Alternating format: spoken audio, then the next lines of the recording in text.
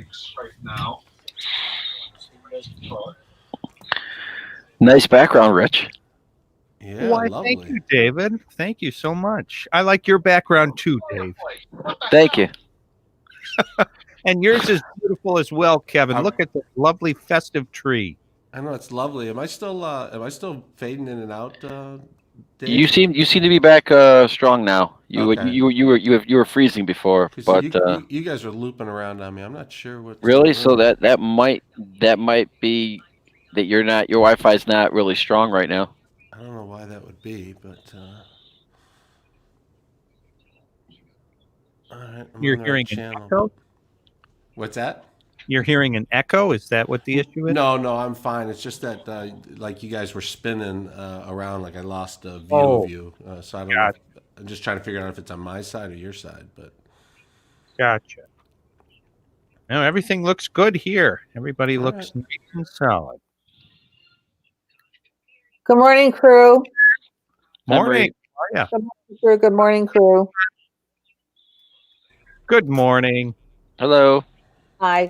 You guys hello. can hear me, correct? What's that? You guys can hear me? We can hear you. Yeah. Okay, just want to make sure because I had to change the setting here. That's why I was asking. Can you hear us? Yep.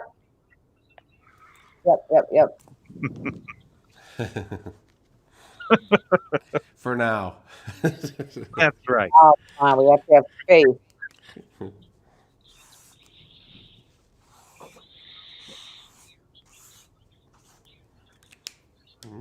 Yep. Let's get ready for another show. Here you go, Rich. Somebody giving you some props for your Christmas carol, Rich.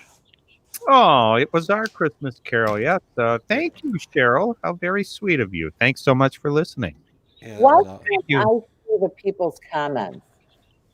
If you go to the side on the right hand side, and then there's comments, private and public. You can see there the. you go. You Dave, can. Yeah. Dave, Yeah, I see them now. Yay. All right. Are you having trouble, Kevin? Yeah, I'm having trouble on this first break. After this break, I'm going to go try and plug in directly or something, or Okay. maybe I'll close out and come back in or something. I don't know. All right. Well, from the great voice of the Great Lakes, this is Paul W. Smith on WJR with Kevin Dietz filling in for Paul. Good morning on this Monday, December the 21st. Happy holidays to all. We appreciate you stopping by this morning on WJR 760 AM, where Detroit comes to talk. We're also live on Facebook and YouTube. The Roundtable is here with us. Marie, good morning. How are you? Hey, good morning, Kevin. Good to see you. Yeah, it's great to see you as well. And Dave Rieger is in for Ann. Dave, how you doing this morning? Good, Kevin. How are you? I'm doing well. And Rich Lazinski is in for Dana Clark. Rich, how are you? Oh, I'm terrific. Happy to be here. That's a lovely background you have there. Very festive. Well, thank you. I painted it myself. I got some pastels and some oils, and I'm just joking. It's all digital. Very nice. Very nice. Well, Christmas is coming up Friday. Maria, is your shopping done yet, or are you still working at it? Oh, no, the shopping's all done. The wrapping is another story. I don't even want to think about that, but whatever. Yeah. Rich, how about you? Are you on top of things? I am. Although, I must say I'm expecting a package that still hasn't come in yet. So I'm biting my nails, so to speak, for my little nephew who asked for these little World War II Lego people that he wants to make a stop motion movie for. So those are still en route. So we'll see what happens. Yeah, that's what's going on at our house too. There's a couple of things still out there in the world of shipping and handling, and so yesterday there was a little special trip. Maria, have you heard of this? Where you go and you get backup things in case your packages don't show, and then you substitute them in case the other things did not arrive. Listen, as a mother, we've been doing that for years. Okay, that's all of a sudden now the world's in on our secret, but moms have been doing that forever. You always have a backup. And now with the COVID problem, are you finding yourself having to deliver more gifts or Yeah. finding ways to get things places because you're not going to be gathering? Yeah, well, we're going to do a drive-by gift exchange. So, people will drive by and we'll, through the windows, exchange gifts with, Yeah. the extended family and, doing a big Zoom call on Christmas Day. We hope we haven't gotten everybody on that yet, but yeah, I mean, it's just going to be different, but we'll survive. This isn't the worst thing. No, Zoom will probably be put to the test. There may be record Zoom numbers coming up this week as people try and visit virtually. And they, I just want to let everybody know, Zoom has done away with that 40-minute rule. That they have, that when you have a meeting, if you're not a member, you have to have within 40 minutes. Well, again, like they did for Thanksgiving, it's open so you can stay on Christmas Day all day. Cool. Nice. Yeah, someone is Secret Santaing my parents. Somebody has been dropping off a gift every day for 12 days. They're like on day 10 or something. So my parents have been having a lot of fun with this. Every day, somebody anonymously shows up at their door with another present, and so their Christmas has been extended instead of maybe just Christmas Eve and Christmas. It's now turned into a 2-week fun event for them. It's been different, but making the most of it. I'm going to level with you, Kev. It's me who's been doing it. Your parents are some of my closest friends. I was going through their Ring doorbell videos, and it did look like you in the Maids of Milking costume. You really don't know who it is, Kevin? You really don't know? No. It's just every day somebody's showing up. A Santa Claus showed up one day, and different people showed up, and someone in a cow costume showed up on Maids of Milking Day. And, wow. We're very excited for 9 dancing ladies. It's a different kind of Christmas. All right, you're listening to the Paul W. Smith Show. We'll be back with much more. Take a quick break and check traffic with Rich Lazinski. This report is sponsored by Compassion International. We're all feeling the weight of COVID-19. But for kids in poverty this Christmas, things are desperate. Bring joy to a child when you make your special year-end gift to Compassion International. Just text GIFT to 83393. That's GIFT to 83393. WJR Traffic First is sponsored by Primetime Testing Laboratory. In need of testing that automotive project, Primetime Testing Labs are the industry's best in complete automotive testing services. They guarantee on-time delivery, accurate result reporting, and are A2LA accredited. For your automotive project, get a free quote at primetimetestinglab.com. That's primetimetestinglab.com. Pretty quiet on the roadways right now. That's kind of how we like it. Look out for lane restrictions on Allen Road in both directions between Vreeland and West Road, and Clark Street is closed between I-75 and Verner Highway for repairs. Now, WJR Weather First from the Weather Channel, sponsored by the Carpenters Labor Management Partnership Team. Make a career change today and join the skilled trades. The Carpenters LMPT contractors are looking for professional, hardworking individuals that want to build a career with great pay. Full retirement and family health care. Text JOB to 855-424-2562. That's JOB to 855-424-2562. Here's your forecast. Cloudy out there this morning. After lunchtime, scattered snow showers expected to move through. We could see some rain mixed in before they taper off into the evening hours. Middle to upper 30s this afternoon, 32 tonight. Sunshine mixing in with the clouds tomorrow, upper 30s. Partly sunny, upper 40s Wednesday. From the Weather Channel, I'm meteorologist Ken Boone on News Talk 760 WJR. It's 5:44. Let's check in with Rush Limbaugh. Folks, there's a lawsuit in California San Mateo County Superior Court. It alleges that YouTube has set minority hiring quotas. The suit's filed by somebody named Arn Wilberg, a YouTube recruiter who also worked for YouTube's parent company, Google. Now, Wilberg claims that last spring, YouTube recruiters were instructed to only interview female, Black, or Hispanic applicants. The suit also says the company told recruiters to purge the applications of anybody not fitting those categories. Wilberg, a white male, says he complained, and when he was ignored, he went to Google management. And shortly after that, they fired him. Google says this is rubbish, that they don't use identity to hire, just merit. Now, according to the Wall Street Journal, 69% of Google's employees are men. White and Asian guys account for 91% of the Google staff, and the tech industry has had a big push to diversify. The Journal also reports that people familiar with Google and YouTube hiring practices corroborate some of the lawsuit's allegations, including the hiring freeze on white and Asian guys and YouTube's use of racial quotas. The Journal says the lawsuit threatens to ignite simmering controversy about Silicon Valley's politics and whether its predominantly liberal ideology is affecting how companies operate. That's controversial? Is there anybody anywhere who thinks liberal ideology has not infected and corrupted Silicon Valley? Rush Limbaugh, noon to 3 today, right here on WJR.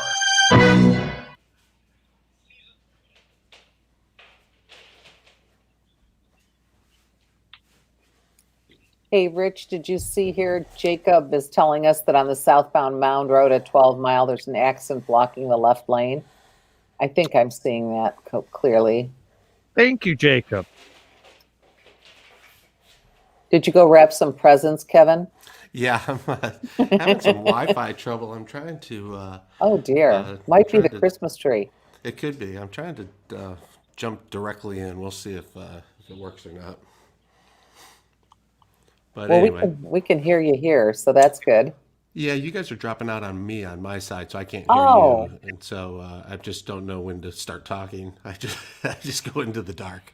Well, it's your show today, so you can just talk whenever you want. Yeah, I'll just be talking. You guys just jump in at any point.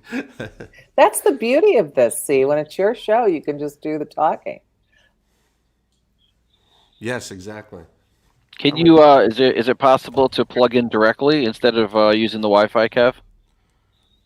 Yeah, that's what I'm going to try and do, but it looks like it's going to take my adapter. I might lose my microphone here. You know what? Why don't you want to do it at 6 o'clock when I'm doing the news? That'll give you like 3 to 4 minutes to do it. Well, what do we have left? Another minute if I jump out and jump back on? Or are we back right now? We've got, we're coming back in a little bit here.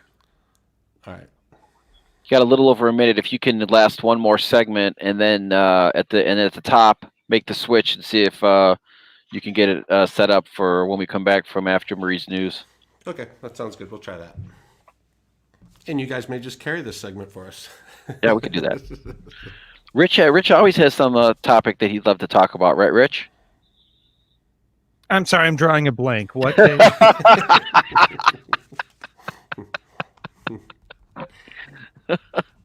Nothing to worry about.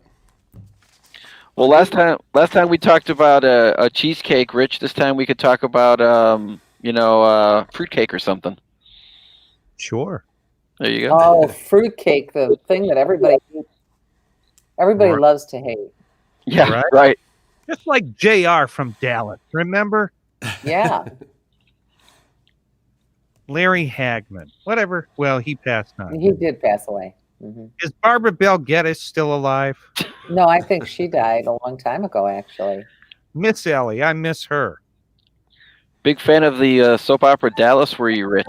Now back to more Paul W. Smith on WJR. Once again substituting, here's Kevin Dietz. All right, happy holidays. That music sounds nice. The Roundtable is here. Marie Osborne, Dave Rieger, and Rich Lazinski. Guys, the rules are changing again here in Michigan. We're allowed to do some things and still not allowed to do some others.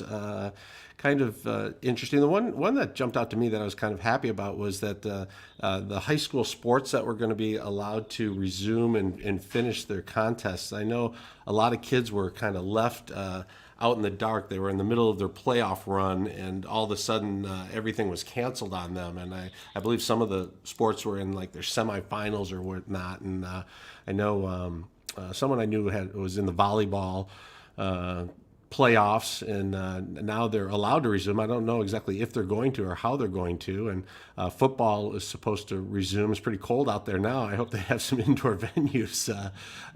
Marie, does these new changes go into effect today, right?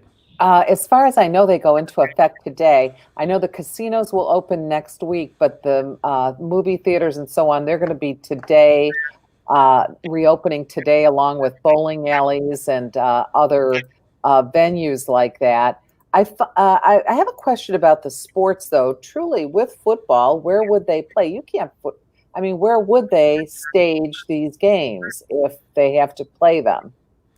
Yeah, well, Ford Field is being used still on Sundays, Yeah. but I Well, don't. some could say, I but assume that's where they would go.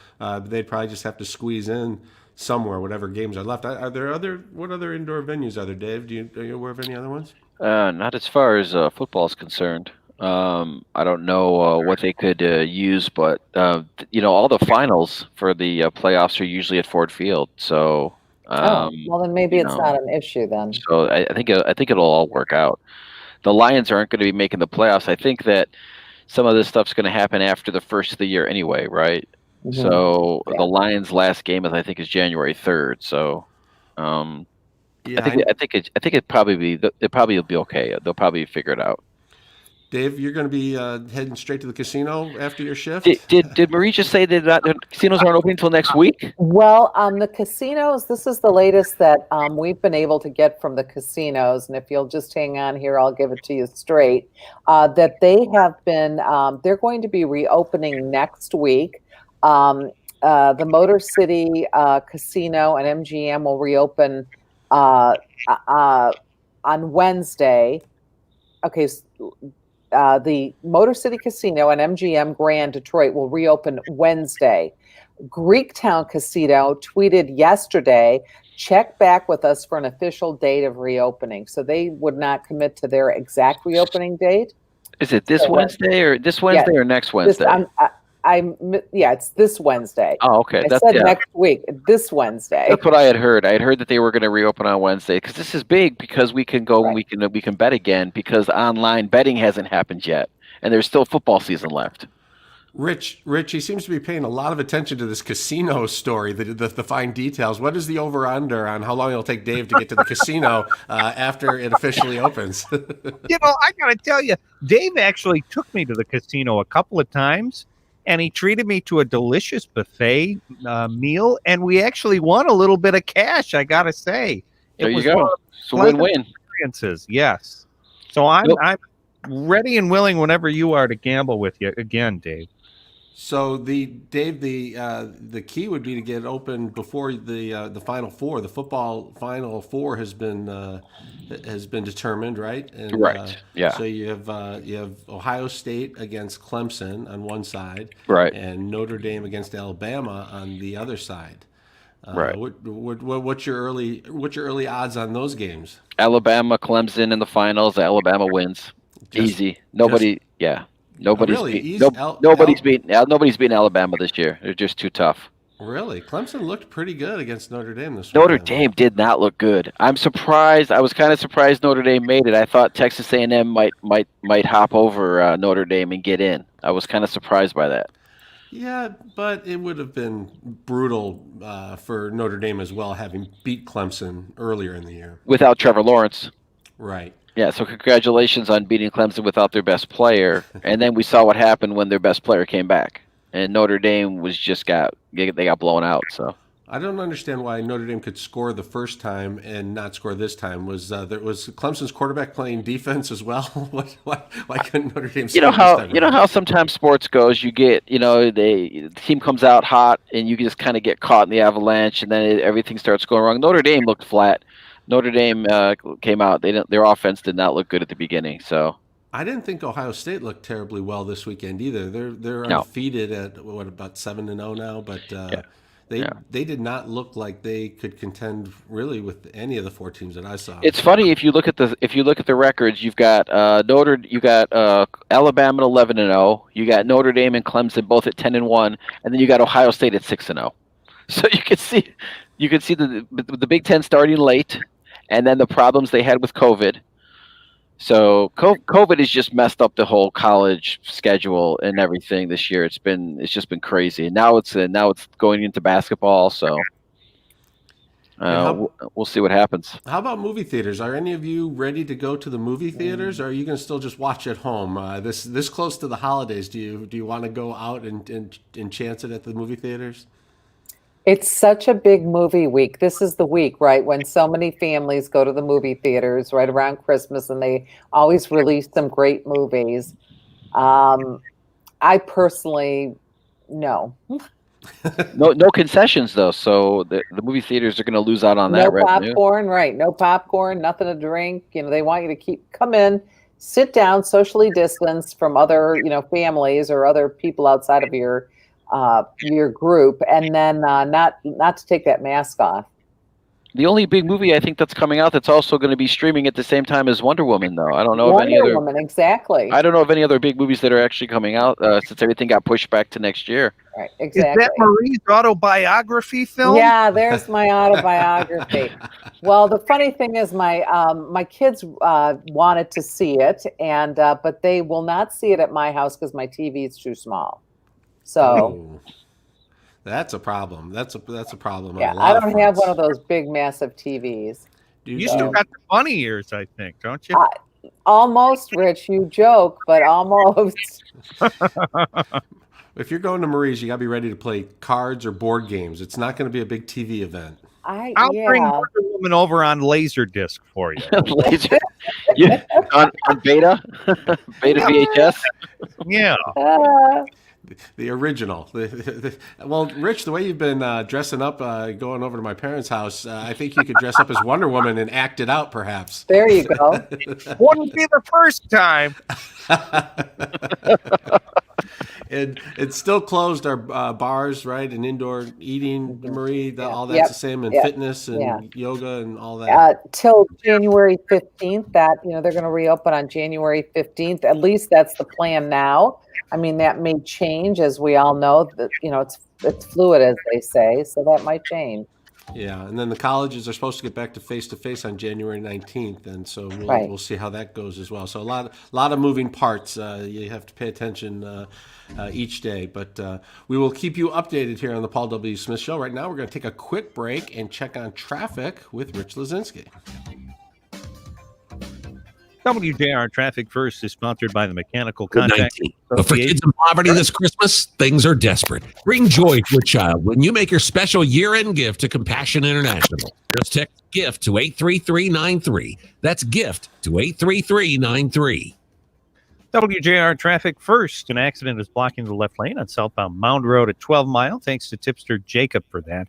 And 9 Mile is under construction between Hoover and Beechwood for sewer reconstruction. WJR Traffic First is sponsored by the Mechanical Contractors Association of Detroit.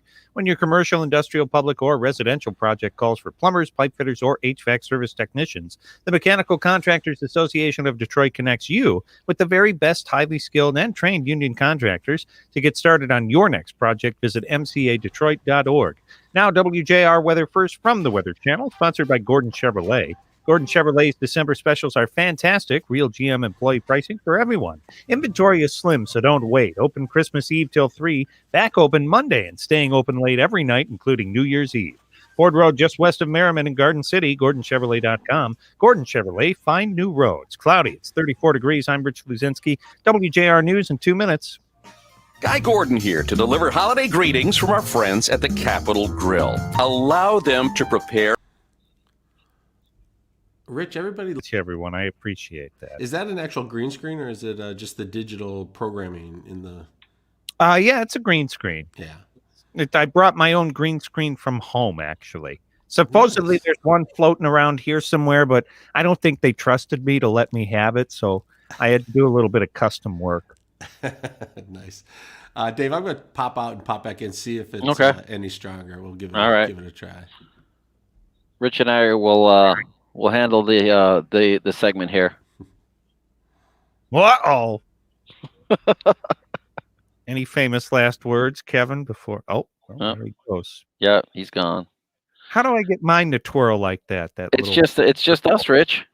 What topics do you want to tackle? Come sit by me by the fire, Dave. Yes, it's the Rich Lazinski fireside chat. That's right, like Roosevelt used to do. Yes. Right? What knowledge do you have to dispense on the Facebook listeners today?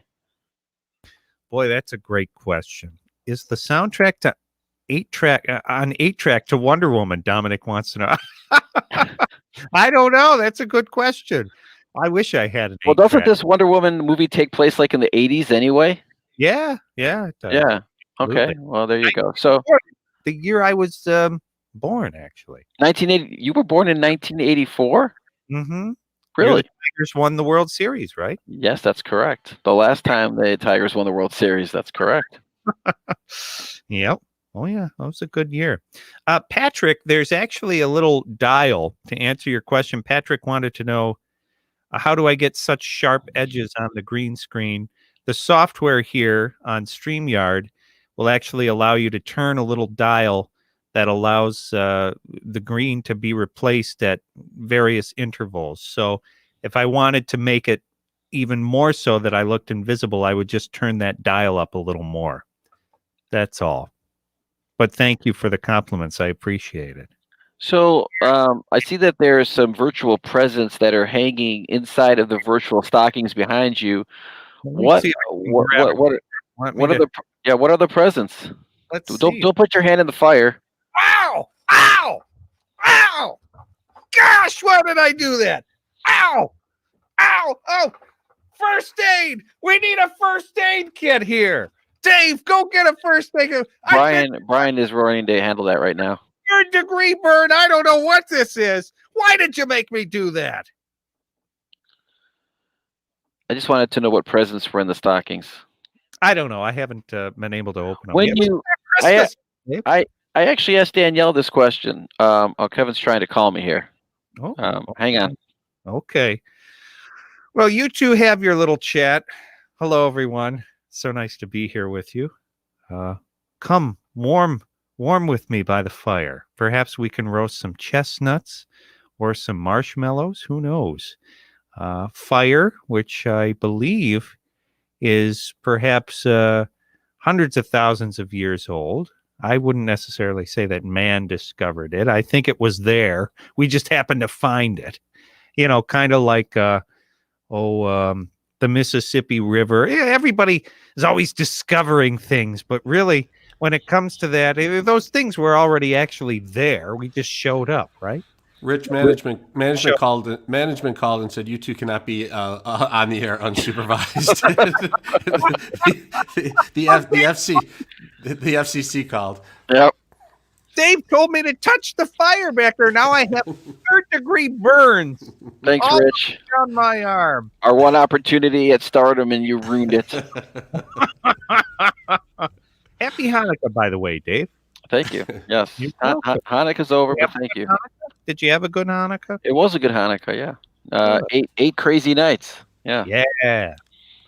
Now, did Adam Sandler, he made that movie, and he also made 50 First Dates, right? Does he only make movies with numbers in the title? I think he does. I think he does more than that. He's got Happy some. Gilmore didn't have a title, Happy Gilmore, of course. Billy Madison, obviously. Little Nicky. Little Nicky, yes. Big Daddy or Little Daddy or whatever that one was called. You get on a roll with Sandler. You watch one and you just want to keep watching all of them. If you're in that mood, he delivers on that mood for sure. I enjoy him. I think he's a very talented individual, and he can play the guitar too, which is really cool. He pretty much owns Netflix. Every time you turn on Netflix, do you play the guitar, Rich? I do not. No, I'm not very musically inclined. How about you? I can play Merrily Roll Along on the recorder. Oh, all right. Oh, the recorder. That's a good drinking song. For my first, the Sloop John B. we learned in second grade at the Catholic school. I'm like, I got a little older. I'm like, I don't know who the band teacher was, but Gotcha. Yeah, those nuns like to teach percussion the way they would slap people's hands and stuff like that. Be a good drummer. Yeah, you think your hand hurts from putting it in the fire? Go to Catholic school for 12 years. I bet. We're having a good time. Yes.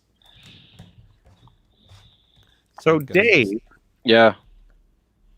How is your brother doing? Which one? The one who works for Amazon. How is he handling all of these packages and all of that? Well, he doesn't work for Amazon anymore.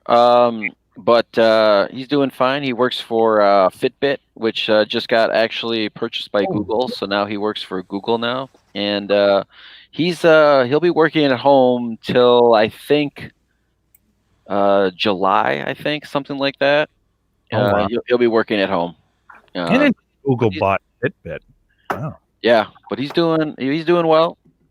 Him and my sister-in-law and my niece and their dog. They're up at some cabin, socially distancing from everybody for the holidays, somewhere in the San Vermont. Francisco area. Oh, I pictured them living where Bob Newhart had that place. Remember that? Yeah, right, right. There, it is. It's like some little. They're in some cabin somewhere. Yeah, with the Darrells. Remember the Darrells? That's right. That was a good show. No, it was Larry, Daryl, and Daryl. That's right, Marie. Remember Larry, Daryl, and Daryl. Thank you. From the great voice of the Great Lakes, this is Paul W. Smith on WJR with Kevin Dietz filling in for Paul. Good morning on this Monday, December the 21st. Happy holidays to all. We appreciate you stopping by this morning at WJR 760 AM, where Detroit comes to talk. We're also live on Facebook and YouTube, and the Roundtable is here. Marie Osborne, Dave Rieger, and Rich Lazinski. You guys overnight... Nope. Looks like Kevin's still having his technical difficulties. difficulties. We lost Kevin there for a minute. Oops, that's Are you not there? good. That's not good. I was talking about the COVID relief bill. I think I need a Wi-Fi relief bill. They were working late into the evening to try and get this, and there's supposedly going to be a vote today or tomorrow on a relief package that people all around the country are really waiting on here. A $900 billion COVID relief package that. It looks like, Marie, I don't know if you've dug into this yet, but it looks like individuals are going to get $600 this time around instead of the $1,200 the first time, and then there's going to be a unemployment relief as well. Right. In addition, I think it's an additional $300 if you're unemployed. And again, this will be, we've had this run once before, so it's going to be a direct deposit this time. From what I understand, those will go out first, and then the second will be the checks that'll go out. So, we've been through this before. It should not have as many kinks in the system as we did the last time. Is the $300 just going to piggyback upon the CARES Act that's set to expire at the end of December, Marie? That I don't know. Yeah, they're still. They have the package, but we haven't really got through the fine print yet. It happened late last night, and so little, in the news reports, little bits are popping out, more and more information on each of it. It looks like, for the most part, it's going to be a smaller package than Democrats were hoping for, and a bigger package than Republicans were talking about originally. But it is $900 billion, and there's going to be that $600 direct stimulus payment, where it's just going to come in the mail. You don't have to do anything. If you qualify for it, you'll get it. And I know people have been paying close attention to that. And then the states, I believe, also are trying to figure out individually how long the unemployment will run for, how many weeks, and how long it'll be available. But they were really going back and forth on that for a long time, and it seemed like everyone knew that this thing had to happen before they broke for the holidays. And I guess like a lot of things, last minute they're still working on it. In fact, they had to extend the deadline to negotiate it. Right, and then the Michigan House is going to be taking up that Senate-passed budget bill that was also pandemic relief. It's $465 million in supplemental spending. So my question is, do you get the feeling the first time around, people felt like, oh, here's some money. Let's go. Found money. Yeah, found money. Let's go spend it on something fun, or let's go. I feel like this time around, people might think more about saving the money or putting it away, not knowing if any more is coming and what's going to happen with the virus. What is your feeling? I knew a lot of people that donated their first checks, which was we had a group of neighbors over in the summer on the patio. We were all socially distanced. I feel like we have to add that. But several of them said, oh no, we just, we knew we wouldn't really, we weren't, it wasn't necessary for our day-to-day living. So we decided to donate it. So a lot of people did that too. Maybe we'll see more of that this time around. Yeah, that would be great. Actually, the donations. I've talked to so many different people, and they're really trying to hit all the families that they help with a lot less money this time around, and it's been difficult. And I understand it. I mean, people are more uncertain than ever before, but also people need more than ever before. It's really a tough time out there. Dave, as you watch the developments on this, did you kind of just expect they'll get something done and they'll take care of this? They can't leave everyone hanging? Yeah, I kind of figured that they would get it done eventually. I'm hoping that it it piggybacks on the CARES Act and it continues. But something tells me there might be maybe a week or two of a delay. And I worry about also the people that have had problems with their accounts getting hacked on the unemployment site, that now there's more that's available and they can't get that either. And they are still trying to get the money that was promised to them the first time. I think there was like 365,000 people that their accounts had gotten hacked in the state of Michigan for whatever reason. And I know that we had been fielding those phone calls for months about people not being able to get any of their money that they were owed for underemployment, unemployment, whatever. So I hope that this just doesn't put more pressure on the system here in Michigan, which seems to be a little antiquated to begin with, to get this new system implemented. So see what happens.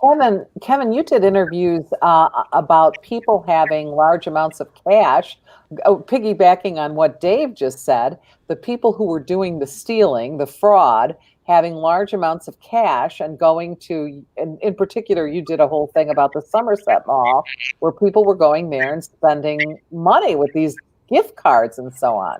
Yeah, and they still are. Over the weekend, a law enforcement friend of mine said that multiple people were at the mall or on social media from the mall, posting themselves with pictures of, just huge wads of $100 bills as they were lined up to go buy gifts. And the number of unemployment fraud cases is just through the roof. They've never seen anything like it. And the amounts of money, the hundreds of millions of dollars in fraud just in Michigan. And we're not going to get that money back. That money is being spent and washed, as they say. People are buying jewelry and then reselling it again, and so people may, when they get through the paperwork, people may end up going to jail. But that money's not going to come back, and that money is supposed to be helping everyday Americans, and so we're going to have to keep an eye on that. Very, very interesting to watch this as it all unfolds. It's a difficult situation on all ends. You're listening to the Paul W. Smith Show. We'll be back with much more. We'll take a quick break and check traffic with Rich Lazinski. This report is sponsored by Compassion International. We're all feeling the weight of COVID-19, but for kids in poverty this Christmas, things are desperate. Bring joy to a child when you make your special year-end gift to Compassion International. Just text GIFT to 83393. That's GIFT to 83393. WJR Traffic First is sponsored by Chris Furniture. Chris Furniture wishes everyone a joyful holiday with family and friends. They are grateful to be celebrating the joys of Christmas, the birth of Jesus Christ. Chris Furniture wishes all a blessed, peaceful, and joyous holiday. Merry Christmas and Happy New Year. Both the on and off ramps on I-75 northbound at 14 Mile are closed for road work. An accident is blocking the left lane on southbound Mound Road at 12 Mile. Thanks to Tipster Jacob for that, and look out for lane restrictions on Allen Road in both directions between Vreeland and West Road. Now WJR Weather First from the Weather Channel. Here's your forecast. Mostly cloudy skies today, scattered snow showers later on this afternoon. We could see some rain mix in, mid-upper 30s. Snow and rain showers tapering to an end this evening, cloudy overnight 32. A little sunshine mixing in with the clouds tomorrow, upper 30s. From the Weather Channel, I'm meteorologist Ken Boone on Newstalk 760 WJR.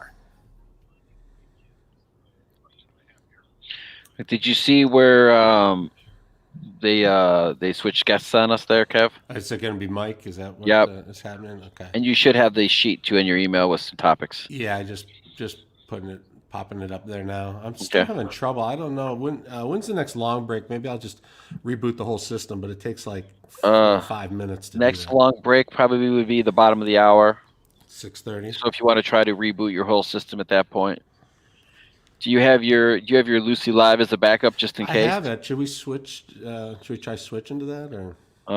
If you're still having these problems, we might think about putting you on Lucy Live. I'll find out from Brian what it comes up on an axis.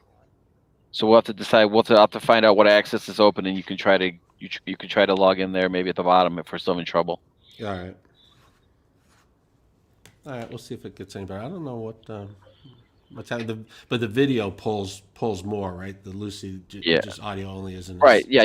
We won't be doing StreamYard anymore. We'll just put you on Lucy for the show, and then you can get a break from the StreamYard today. Yeah, I don't know. It just I keep losing you. You keep spinning out on me. Okay. So we'll see. I'll ask Brian which access is open. And we're coming back in a minute here, so we'll have you do this and then try to boot up. And if it doesn't work, then we might try that. Sounds good. Okay. Highly skilled resources to transform your financial departments. UHY can take over time-consuming financial tasks and provide you with timely, accurate information so you can focus on the future of your business and its strategic goals.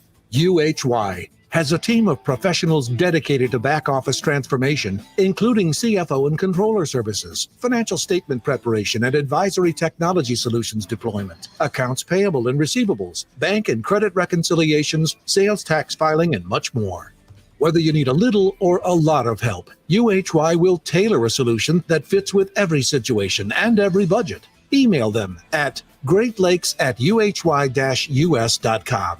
Again, that's Great Lakes at uhy-us.com. Now back to more Paul W. Smith on WJR. Once again, substituting, here's Kevin Dietz. And Mike Lee is brought to you by UHY advisors and CPAs serving Metro Detroit and across the globe for over 50 years. Mike Lee of Cranes Communication, thanks for being on the show. Good morning, Kevin. How are you? I'm doing great. This is a big week. This is my favorite week of the year when it comes to cranes because I am just addicted to the annual book of lists, and it's something that I actually keep on my desk and I go through regularly to remind me kind of who's who and who's doing what in this town, and it really is amazing what you guys put together. Tell us a little bit about this year's book of lists. This year's book of lists, we, for those who aren't familiar, every week Cranes publishes a list, the largest employers in Detroit, the largest privately held companies, largest accounting firms. And at the end of the year, we compile all those and a whole lot more into a special issue that we call the Book of Lists. This year, we have changed up the format a little bit. We've shrunk it down to a magazine size, so maybe it will fit on your desk better. It's thicker because of that, we've added more features on people. Look back at our 40 under 40, healthcare heroes, those sorts of features. A thick year in review section, and so since it's no longer just a book of lists, we are calling it the book. And we're hoping people like the new format. It still includes all of the lists that we're known for. It's a one-stop reference for people who want to know anything about business in Southeast Michigan, and we hope people do keep it on their desks. Well, the book's a perfect name for it because that is it. If you're looking for something in Southeast Michigan, it will be in the book. You'll be able to find it. That's great. Now you're also looking at some issues, kind of looking forward instead of just looking backwards. You're kind of looking forward into some of the issues that we're going to be facing in 2021. Yeah, we looked at 10 things to keep an eye on in 2021, and among in the economy, local business, and the rest. I think it's pretty obvious that the big one is COVID vaccines, our best hope for getting back to normal work life and personal life, and how well they roll out, how well people accept them. There's lots of other stuff going on. We have a United Wholesale Mortgage, the former United Shore. They're set to go public early next year, which really makes, beyond Quicken's IPO last year, it really makes Michigan a center of the mortgage industry. I probably said it before, but we're the motor city, but we're becoming the mortgage city. We're going to be watching, as we saw about a week ago, the new building on the Hudson site is starting to emerge from the ground. We'll be keeping tabs on that as it goes up, and just an array of other issues. Yeah, what a story for Metro Detroit. That mortgage business has become just unimagineable.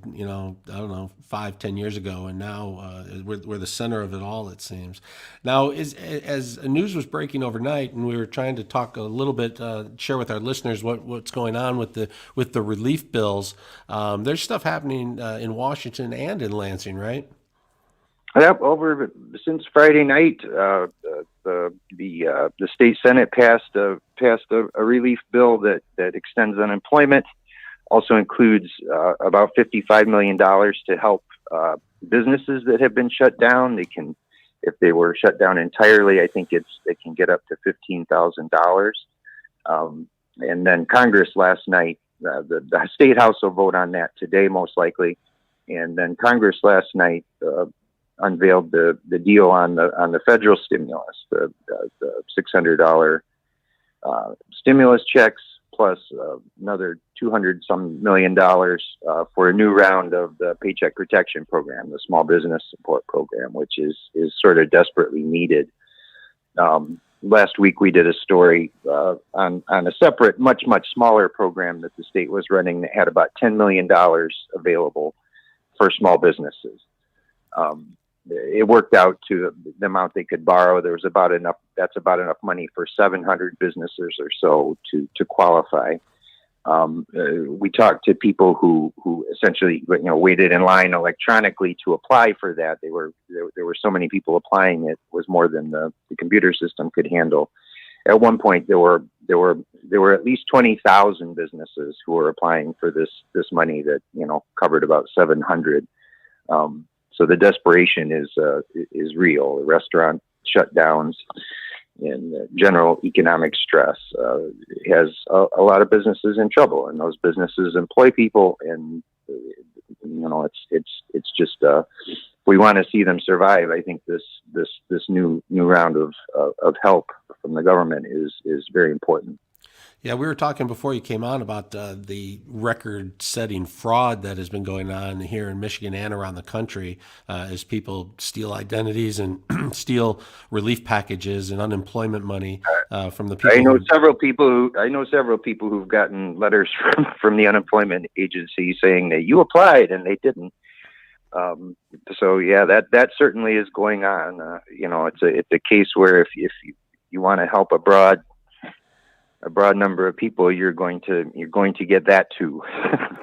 Yeah, but a lot of times people think, oh, these crimes like that, they don't really hurt anybody. They really do. When you have 20,000 people applying for loans and there's only 700 money for 700 available, that's becomes very real. You can imagine the number of people who could get relief that need it to keep their businesses open if there wasn't all this fraud. And it really puts a face on these crimes that are taking place. It's really very, very troubling. And you just the pot of money is the pot of money. If the fraud takes money out of somebody deserving's pocket, so that is something that needs to have an eye kept on it. And of course, today, some restrictions are being lifted for casinos and bowling alleys and movie theaters. Is it enough to save them? What do you think? Do you think people will be heading out Christmas week and the week after Christmas and going to the casinos and the movie theaters? I think some people will. They have limited capacities, and there are certainly a lot of people who are hesitant still to do something like that. The movie theaters don't really have much in the way of new product to show because Hollywood is holding off until they can pack the house again, for the most part. So, you know, they're in a lot of trouble. Interesting thing, a week or two ago, Paul Glantz, who owns Imagine Theaters, they took on 4 new theater leases long term. He's betting on the future of movies. He thinks people are going to come back in a big way. You know, it's a tough time now, but you know, there are people who are optimistic for the long term. Yeah, and then you guys have a story. You know, this comes up. I guess every October it seems like it comes to my mind. The haunted house business, but Pontiac has one of the biggest, and I understand that you guys have a story today about it being for sale. Yeah, interesting. The Erebus Haunted House in Pontiac, which is one of the biggest probably in the country, and it was voted #1 by USA Today readers in terms of haunted houses nationwide. It's been there for quite a number of years. It's in a big building in downtown Pontiac. Well, if you have $10 million sitting around and want to get into the haunted house business, or just want to own a large building in Pontiac, it's for sale. The brothers who own it, Ed and Jim Terabas, which apparently is where the name of the haunted house comes from, they've put it up for sale along with another building they own that has an escape room in it nearby. They've been doing this for years, and they're looking on to their next act. Whether it would remain a haunted house or not, that's up in the air. They suggested that if someone bought it and wanted to operate it, that would be great. But they also suggested that other uses for the building, apartments or a marijuana provisioning center, might also be there. Downtown Pontiac has a certain amount of medical marijuana licenses they're giving out, and those businesses need space to operate, which has probably driven up the value of property in downtown Pontiac. So, if you want a haunted house, give them a call. Just all you need is $10 million, and it's yours. Yep. Fantastic. All right. Well, we'll be looking for those stories and more in Cranes this week. Mike Lee, thanks for joining us on the Paul W. Smith Show. Thanks, Kevin. We appreciate it. All right. Have a great week. We're going to take a quick break here on the Paul W. Smith Show and check in on traffic with Rich Lazinski.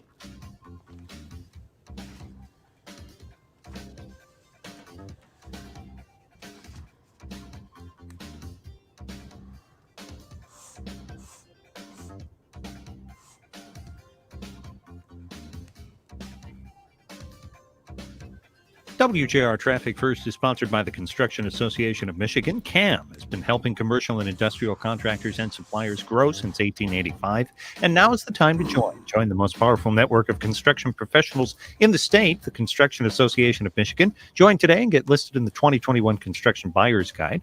Learn more at buildwithcam.com. That's buildwithcam.com. Livernois southbound is closed between South Street and Jefferson Avenue for construction, and 9 Mile is under construction between Hoover and Beechwood for sewer reconstruction.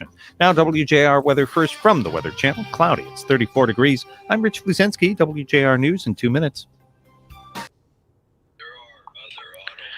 How was that, Kev?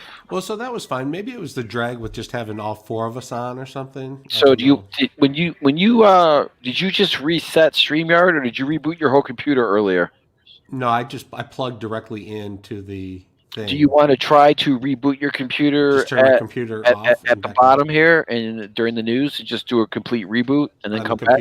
All right, I'll do that. You want me to do that right now? All right, yeah, I'll put the station up, and you can go ahead and just reboot. Just do a reboot. Okay. All right.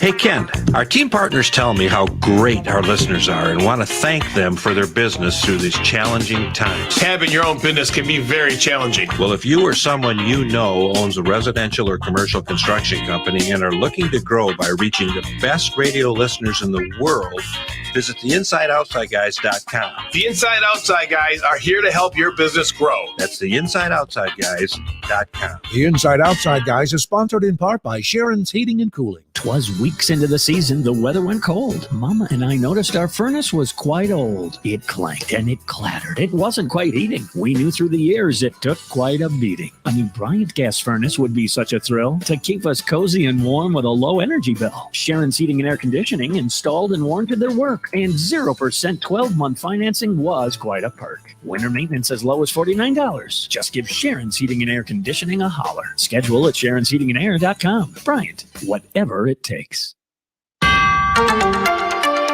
Top Capitol Hill negotiators sealing a deal Sunday on a $900 billion COVID-19 economic relief package, finally delivering long overdue help to businesses and individuals and providing money to deliver vaccines to a nation. The agreement announced by congressional leaders would establish a temporary $300 per week supplemental jobless benefit and a $600 direct stimulus payment to most Americans, along with a new round of subsidies for hard-hit businesses and money for schools, healthcare providers, renting and renters facing eviction. All this comes after months of battling, but the negotiating dynamic changed in Republicans' favor after the election as the end of the congressional session neared. And an agreement finalized. Senate Majority Leader Mitch McConnell took to the mic. Finally report what our nation has needed to hear for a very long time. More help is on the way.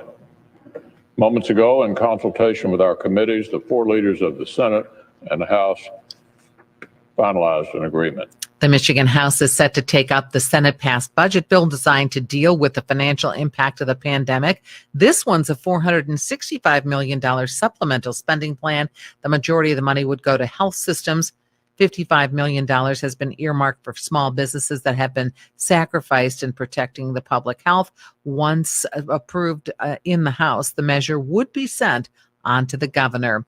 The Michigan Health Department is releasing its latest figures on the coronavirus later today.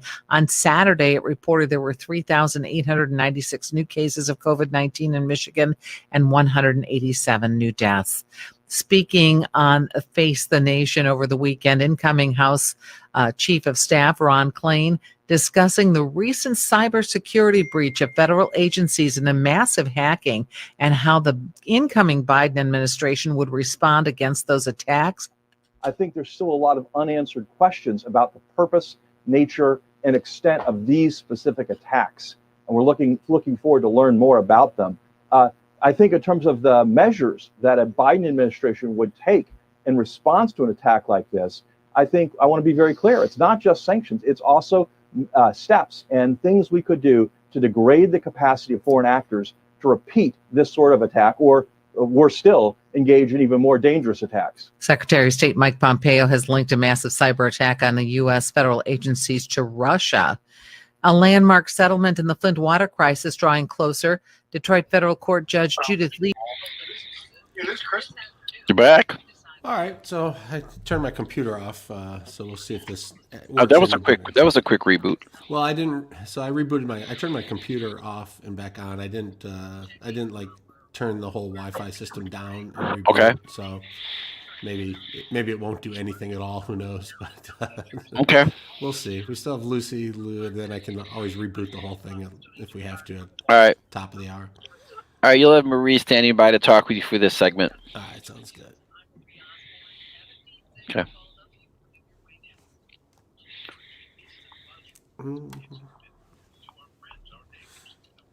Someone's behind you. Look out. I know, Rich. He's having a. Is Rich on green screen or is that really him? Yeah, it's not. It actually is really Rich. It's not a green screen, Rich. The chocolate muffin is Rich too. Yeah, he's having a chocolate muffin. Oh, that's why you go into the studio, for the muffins. Yeah. I've been having the blueberry with the chocolate. He's very excited. Well, you've never had a chocolate muffin before?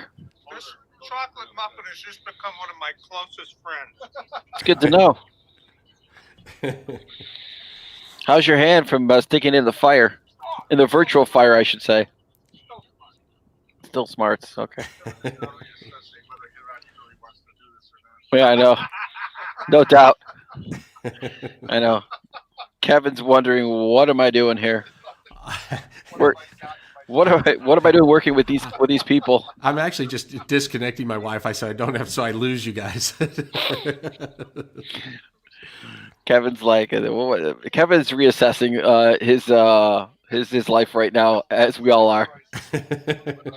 Yep. Yeah. Yeah.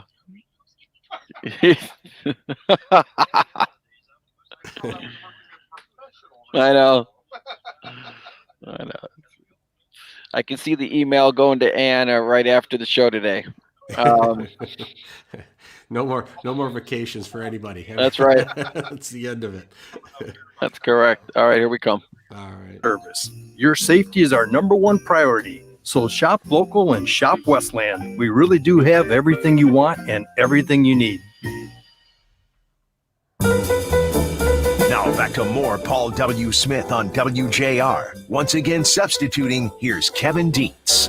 All right, welcome back to the show, and today a little bit about what people are and are not doing this holiday as it pertains to COVID and whatnot. I was reading during the break that the airports are just really quite crowded, down 60% from last year, but the highest back-to-back travel days since the pandemic started back in March. They had a million people go through TSA checkpoints on Friday, and then another million on Saturday. So that is the largest back-to-back day since March, so bigger than the Thanksgiving weekend. So people are to some extent traveling for the holidays, and we saw, although Michigan did pretty well during the Thanksgiving break, some states did have spikes again over Thanksgiving, and I'm wondering kind of a big difference between skipping Thanksgiving and skipping Christmas, and I don't know, where things stand. I guess if we're looking at the airports, it looks like people are going to be traveling more over this holiday than the last one. You are absolutely right. I heard that as well. 2 million people traveling over the weekend through the nation's airports. And you were correct in saying that the Michigan fared pretty well during the Thanksgiving holiday. There wasn't a big surge as they had anticipated. But again, remember, we had, our restaurants were closed. There were a lot of things that were closed that some people are pointing to and saying, well, maybe that's what helped dampen that surge that we were expecting here at Thanksgiving. But there are a lot of places in this country, and we talked about this last week on the show, that California especially, they're at capacity. Their hospitals are at capacity. They have ambulances that are waiting, in some cases, 6 hours in an ambulance, if you can imagine that, being ill in the back of an ambulance and not being able to get into a hospital. You're waiting outside like in a holding pattern at an airport when the plane circles around, and that they're having problems keeping ahead of day-to-day medical emergencies like heart attacks and things of that nature. It's not just in California. There's other parts of the country as well that are undergoing this. So we're here in Michigan, we're a little different spot than a lot of other places. That's that's horrifying. First of all, to think of being stuck in the ambulance and you're trying to get emergency care. But California has been on lockdown as much or more so than Michigan, and it's kind of just the inconsistencies are tough to figure out. You look at Florida, right, which seems to be open more, and they've had their spikes too and their problems, and you look at Michigan, and we at times were among the highest number of cases, and things have been much better as of late. And it's hard to tell how much of it is, based on the shutdowns or close downs, or is it just how the people in that state decide to conduct themselves? Exactly. Now, I'm just saying this as an impression, so there's no scientific analysis here, but I've noticed in California that they were having a lot of trouble. Remember when we would see all those pictures with the people at the beaches congregating? This was, late in the summer, early fall.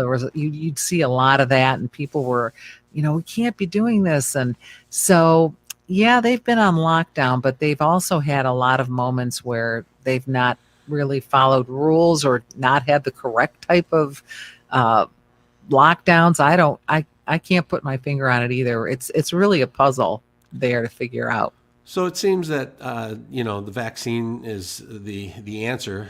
Hopefully, the answer. Right. As this thing Right. people talk about it starting to mutate in other things. But Well, you heard that, of course, in England, that in London, they're this new. They're not really using the word mutated, but they are saying that it's this new form of the virus that is more contagious. They don't think it's more deadly. They're just saying it's 70% more contagious than the regular coronavirus, which, if you can imagine that spreading that much faster, right. Yikes. They essentially basically like canceled Christmas in England, right? They just said we can't do it.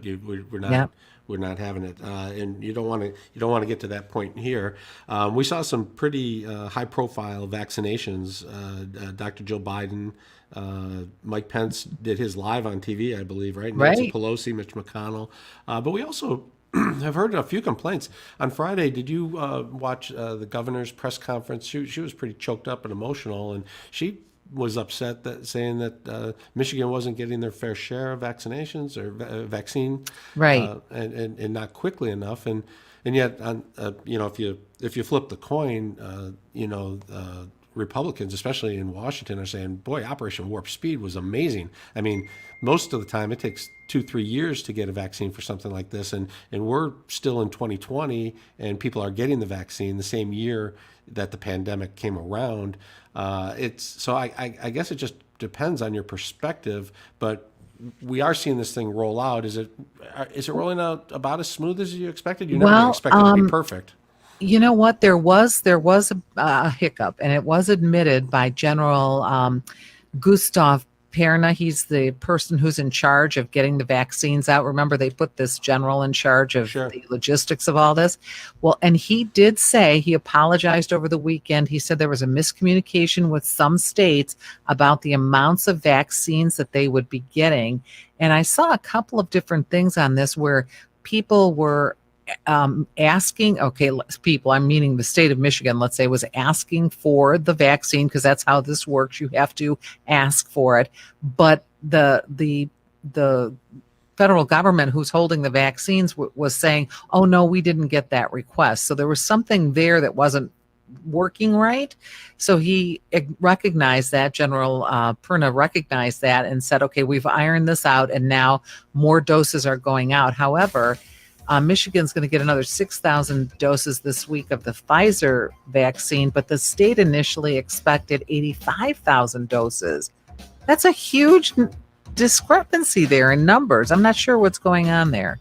Yeah, we definitely want a unified front on this. So many people have been working so hard for so long. We want to kind of continue to, as best we can, work together to get that rolled out as easily as possible. I don't know if we need to be at the pointing fingers stage yet, but we do want to be aware of what's happening so that there's not some hiccup that could have been caught that gets ignored. All right, Marie, we appreciate you popping on for us.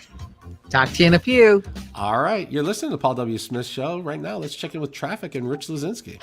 This report is sponsored by MGM Grand Detroit. At MGM Grand Detroit, they hope you're staying healthy and safe during this time. They can't wait to see you again as soon as they reopen. When they do, they know your next visit back will be a grand time. In the meantime, be safe, stay healthy, and remember to always mask up. MGM Grand Detroit, 21+. No accidents on the roadways right now. Livernois southbound is closed between South Street and Jefferson Avenue for construction. Look out for lane restrictions on Allen Road in both directions between Vreeland and West Road. And Clark Street is closed between I-75 and Verner Highway for repairs. Now WJR weather first from the Weather Channel. Here's your forecast. Scattered snow showers expected later on this afternoon and into this evening. We could see some rain mix in at times. Middle to upper 30s this afternoon, low 30s tonight. A little sunshine mixing over the clouds tomorrow, upper 30s. Milder Wednesday, partly sunny, upper 40s. From the Weather Channel, I'm meteorologist Ken Boone on News Talk 760 WJR. SAE Ion Engineering with Lindsay Brooke with Automotive Engineering Magazine is brought to you by Continental Automotive, the future in motion. Visit continental-automotive.com to find out more. Hyundai Motor is one of the auto industry's greatest success stories.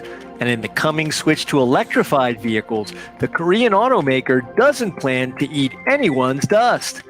Hyundai, which also makes Kia and Genesis vehicles, is investing $55 billion over the next 5 years to remain a top-tier player in clean vehicle technology and automated driving. Hyundai is already a leader in hydrogen fuel cell cars, trucks, and buses, and is working to expand the fueling network. And Hyundai isn't stopping at ground vehicles. It's developing a family of hybrid and electric-powered urban air vehicles to carry both passengers and cargo. For Automotive Engineering Magazine, I'm Lindsay Brooke, and that's this week's SAE Eye on Engineering. The ultimate mobile device doesn't fit in your pocket, and it weighs more than a ton. It's your car. At Continental, we're shaping the future of mobility by making vehicles smarter than ever. As one of the world's top tech companies, we're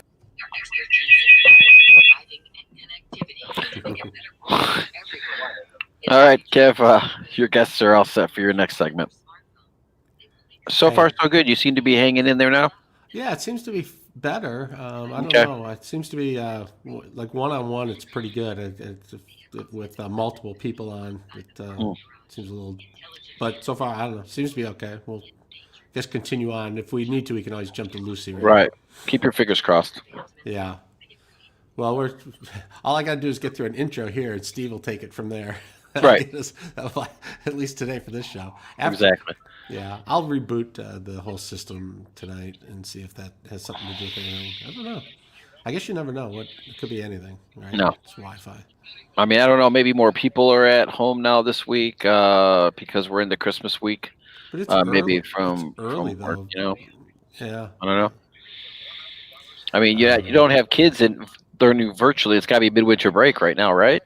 Or holiday Yeah, but- break or whatever. All the kids should be sleeping. It's only 6:45 in the morning. Playing some video games, maybe. left their Wi-Fi on overnight. Yeah.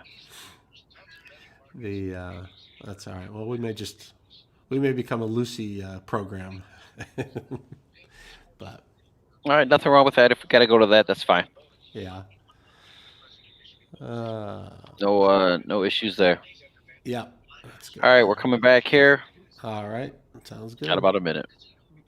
Verification required. Offer ends on Go Live Day. Gambling problems? Call 1-800-270-7117 for confidential help. The colder weather's upon us, and that can mean more aches and pains. Now, I know a lot of us may not want to leave our home right now, but my friends at the Restore Wellness Center, they have enhanced their safety protocols. They're making sure that their offices are cleaned and sanitized for you and their employees' safety. Recently, they helped relieve my neck pain. What I really like is they create a custom plan that can help people with minor aches all the way up to someone who's the most severe by using the nation's top laser system.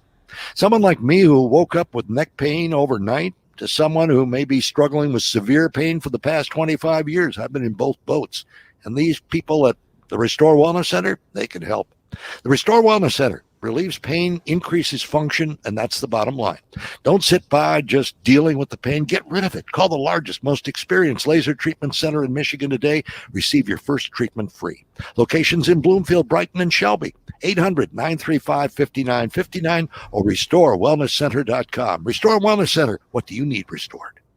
Now back to more Paul W. Smith on Events.com and Steve Courtney. Good morning, gentlemen.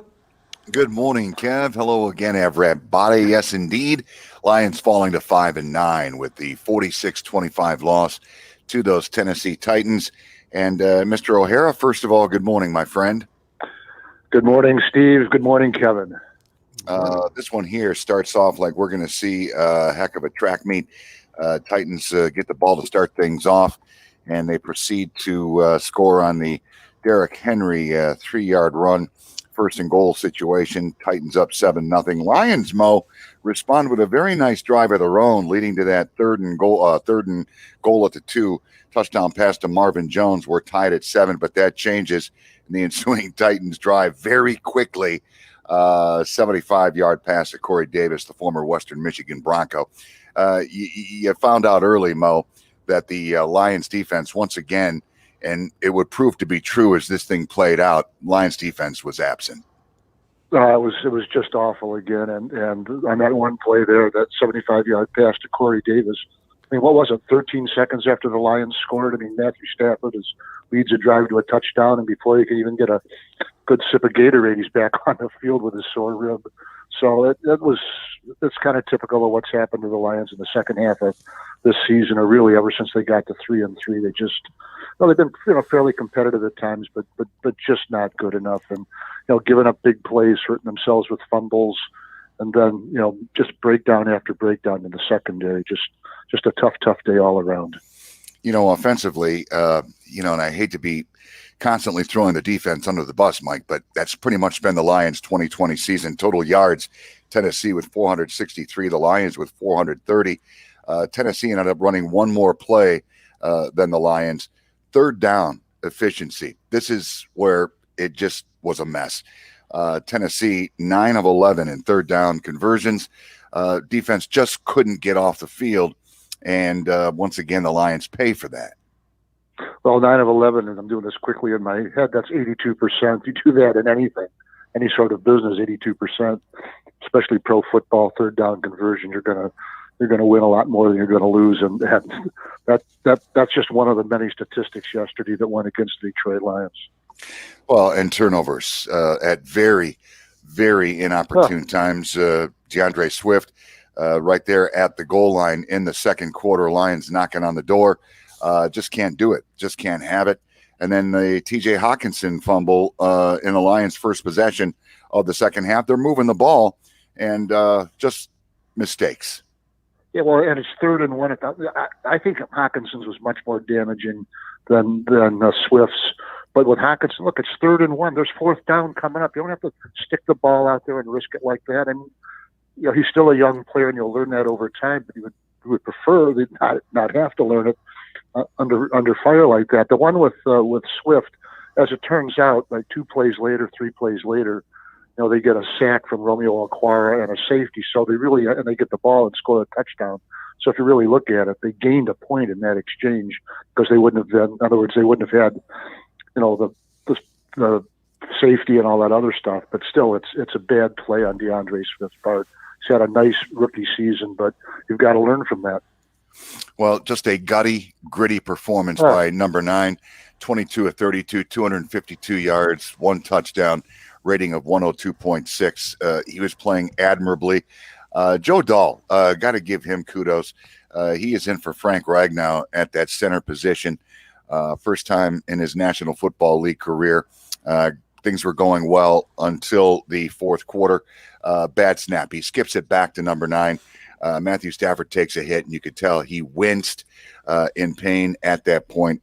Wasn't much longer after that that he was hit again, and interim head coach Darrell Bevell saw enough, took him out. But, Mike, after all these years, what else can you say about Matthew Stafford and his ability to rise to the occasion? And we saw it again yesterday. Well, I'm absolutely not surprised that he played well, because that's been his, for the last 10 years, anything he can do to get on the field to do it. Somebody asked him, why would you play? And his answer was, because I'm the quarterback of the Detroit Lions, and it's Sunday. And he added to that, and that quote went viral, I think, on Twitter. But that's Stafford, and you talked about that, that snap from Joe Dahl. That was a second down play. On the very next play, Stafford stood right up into the rush and drilled one, just short of a first down. Didn't flinch at all. I mean, really had taken a hit too on that fumbled snap, or whatever you want to call it, from Joe Dahl. Had a 290-pound defensive tackle land on him, which isn't exactly the thing you want with a rib injury. But didn't flinch a bit. Just right under just dead into the rush. Let the ball go. got hit again, and then left the game, and that was it. I mean, you talk about a guy who represents everything good about competition, wanting to play, playing for your team and for whatever. That's Matthew Stafford. The Detroit Lions are lucky to have him. Well, obviously, there's a lot of conversation as to exactly what the future is in Detroit for Matthew Stafford. Mike, obviously, new GM, new head coach coming in, and the question remains, does Matthew Stafford want to stick around and go through another rebuild, if you will? I know that certainly the financial aspects of moving Matthew certainly come into play. Do you have an idea, Mike, as to what scenario you think will play out going into next year as it applies to Matthew Stafford? I think he'd be back in Detroit. I don't think it's beyond the realm of possibility that he'd be dealt and they would take the cap hit. And if you're going to do it, this is just me, if you're going to do it, go ahead and do it and start building your team for the future now. Don't wait another year, because that's a year that you don't have development of the players that you would get if you traded Matthew Stafford. But I would think whoever's the head coach would want him back, whoever the general manager would want him back. But you never know, what other people are thinking. But like I've often said, Steve, anything good that's happened to the Detroit Lions since 2009 has come largely through Matthew Stafford's arm, and I would hate to give up that golden asset at any time. Well, all right, sir. Now play out the schedule. 2 ball games left. Up next will be Saturday afternoon football for the Honolulu Blue and Silver. They will get a look at Tom Brady and the Buccaneers at Ford Field. The Bucs with a come-from-behind win yesterday over the Falcons, 31-27. Buccaneers will come in 9-5. Mr. Brady throwing for 390 yards and 2 scores yesterday, Mike. This Buccaneers team loaded. But have they been the team that you thought they might be going in? I had questions about him. Yeah, really, I did. The way Brady finished last season with the New England Patriots, I wondered if he'd go the distance, and he's really played better than I thought he would. He doesn't seem like, it doesn't seem like he's aged throughout the season like I thought he did last year. His passes aren't really coming up short now. I think he's got a good grasp of Coach Arians' offense now, and really spreading the ball around and making plays, and he's making plays late in the game. And that was really, in all those years with New England, that was his hallmark, or his benchmark, was making plays late in games, big plays to win games, to win championships. And it looks like he's at it again. Now, whether they're good enough to go the distance, we'll find that out. But certainly a remarkable end of this season for Tom Brady. All right, the Bucs at Ford Field, 1 o'clock Saturday, day after Christmas, which means we'll be with you at 10 here on Lions Radio. Mo, appreciate the time as always, my friend. Merry Christmas. Happy New Year to you and yours. All right, same to you guys. Thanks for having me. You betcha. Kev? All right, Steve, we appreciate it. Thanks a lot, Mike O'Hara. Right now, let's check traffic with Rich Lazinski. This report is sponsored by Compassion International. We're all feeling the weight of COVID-19, but for kids in poverty this Christmas, things are desperate. Bring joy to a child when you make your special year-end gift to Compassion International. Just text GIFT to 83393. That's GIFT to 83393. WJR Traffic is also sponsored by Primetime Testing Laboratory, specializing in automotive interior mechanical testing. If it's in the car, Primetime Testing tests it all. They are the automotive industry's most accurate test reporting and guaranteed on-time delivery. For your next automotive project, hire Primetime Testing Lab. Get a free quote at PrimetimeTestingLab.com. That's PrimetimeTestingLab.com. Construction closes your right lane on I-75 northbound between Springwells and Clark Street, and the entrance and exit ramps are closed in both directions for construction on I-94 at Mount Elliott Street. Now, WJR weather first from the Weather Channel. Cloudy. It's 34 degrees. I'm Rich Lazinski. WJR News in about a minute and a half. If you're looking for any type of new vehicle, come see us during our year-end sales event. Hi, friends. Happy holidays. Bill Golling here from the Golling Automotive Group, reminding you of the outstanding values we have going on now at Golling Chrysler Dodge Jeep Ram in Bloomfield Hills, Chelsea, and Roseville, Golling Alfa Romeo Fiat in Birmingham, Golling Buick GMC in Lake Orion, Golling Toyota in Warren, and now Golling Kia in Madison Heights. Remember, sale ends Monday, January 4th at 8 p.m. Learn more online at Golling.com. That's Golling.com, and happy holidays. Is the cost of finishing the basement worth the benefit of some peace and quiet? When questions find you, Merrill Edge Self-Directed Investing can help you find answers with personalized planning tools and insights to help you get where you want to go, even if it's just downstairs. Merrill, a Bank of America company. Visit merrilledge.com/withinreach to get started today. Investing involves risk. Merrill Lynch, Pierce, Fenner & Smith Incorporated. Registered broker-dealer, member SIPC. Investment products are not FDIC insured, are not bank guaranteed, and may lose value. Newsmax TV was just rated #1, and that was Greg Kelly's new show. Now, 30 million Americans watch Newsmax for the best news on President Trump. So download the free Newsmax app on your smartphone or watch Newsmax on all major cable systems. If they don't carry Newsmax, call them and tell them you want Newsmax. Get Newsmax TV for the latest from Dick Morris, Rudy Giuliani, Michelle Malkin, Diamond and Silk, and more. Watch Newsmax TV today. WJR Detroit and WDVD HD2 Detroit. 760 WJR, where Detroit comes to talk. Despite holiday travel warnings, U.S. airport traffic is on the rise. Fox's Sal Giangrasso reports. Bah humbug 2020 style. It appears that public health pleas to avoid holiday travel are being ignored. More than 1 million people passed through U.S. airport security checkpoints on Friday and again on Saturday. It's the first time U.S. airports have screened more than 1 million passengers since November 29th, at the end of the Thanksgiving weekend. The big fear is the pandemic will get even worse if people don't stay at home. Hospitals in many areas are being overwhelmed in the largest outbreak of COVID-19 in the U.S. since March. Sal Giangrasso, Fox News. Moderna's coronavirus vaccine continuing to be distributed throughout the country. Fox's Ashley Strohmeyer is reporting from New York City. 6 million doses of the Moderna vaccine were shipped out from a distribution center last night. They are expected in hospitals all across the United States. Now, just in New York alone, nearly 350,000 doses, 350,000 doses are expected just this week. Now, Moderna was authorized by the FDA just 3 days ago. And unlike Pfizer's, Moderna's vaccine, it can be shipped at those normal refrigerator temperatures, whereas Pfizer's was much, much lower. Healthcare workers are first in line to get this vaccine, which will then be available for the New York City Fire Department, EMTs, and the NYPD. And that, again, is Fox News correspondent Ashley Strohmeyer in New York City. Help on the horizon. That Moderna vaccine is now being shipped worldwide. It marks the start of the nation's largest ever vaccine drive. Moderna said it's expected to have up to 100 million doses available in the U.S. in the first 3 months of the new year. So where does Michigan stand? Well, it will get another 6,000 doses this week of the Pfizer COVID-19 vaccine. The state had initially expected 85,000 doses. Governor Whitmer expressing frustration, asking why Michigan and other states were receiving less than they had been promised.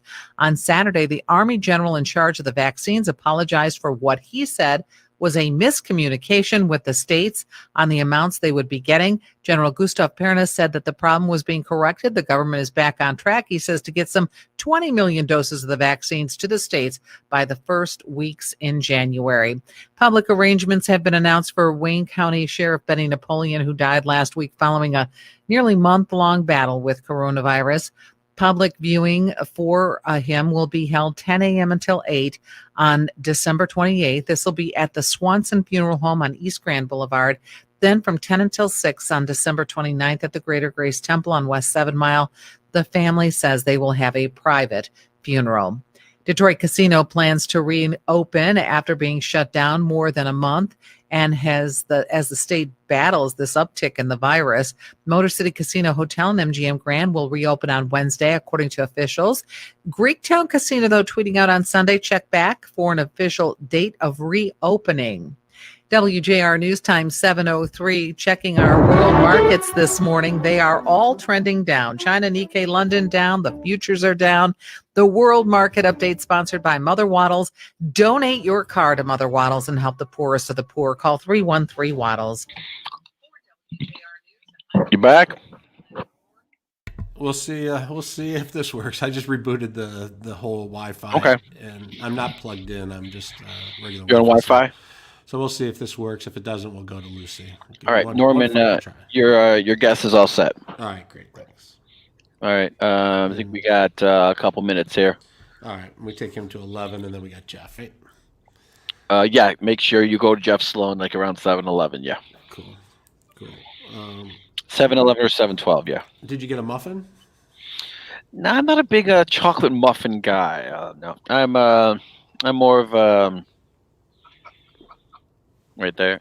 What? Oh, Pringles. Nice. Yeah, I have an unhealthy addiction for chips. Yeah, chips don't bother me, but if there's chip dip as well, Oh yeah, I'll destroy a whole. it's got to be a specific type of chip dip, though. I gotta, it's got to be like something like a ranch. Yeah. Or like people think like French onion dip is like the greatest. I hate it. Yeah, it's horrible. It's a little too heavy. I'm not a big fan of like guacamole. People like eat like to eat like that with like pita chips and stuff like that. Yeah, or hummus. No, I like almost all of them. Pretty. Yeah, pretty but much. I'm willing to try anything. You throw out some like Cool Ranch Doritos, it's over. Yeah. I will. There's just some things you can't keep in the house, or it's no way, no definitely. Chance. But most of them are. It's like if I don't start it, I'm okay. Like if it's just that after the first one, you're done.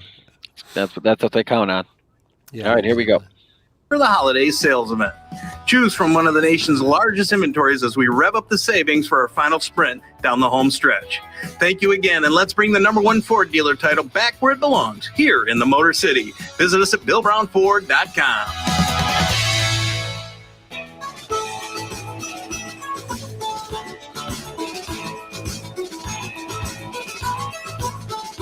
From the great voice of the Great Lakes, this is Paul W. Smith on WJR with Kevin Dietz filling in for Paul. Good Monday morning on this December the 21st. Happy holidays to all. We appreciate you stopping by this morning at WJR 760 AM, where Detroit comes to talk. We're also live this morning on Facebook and on YouTube.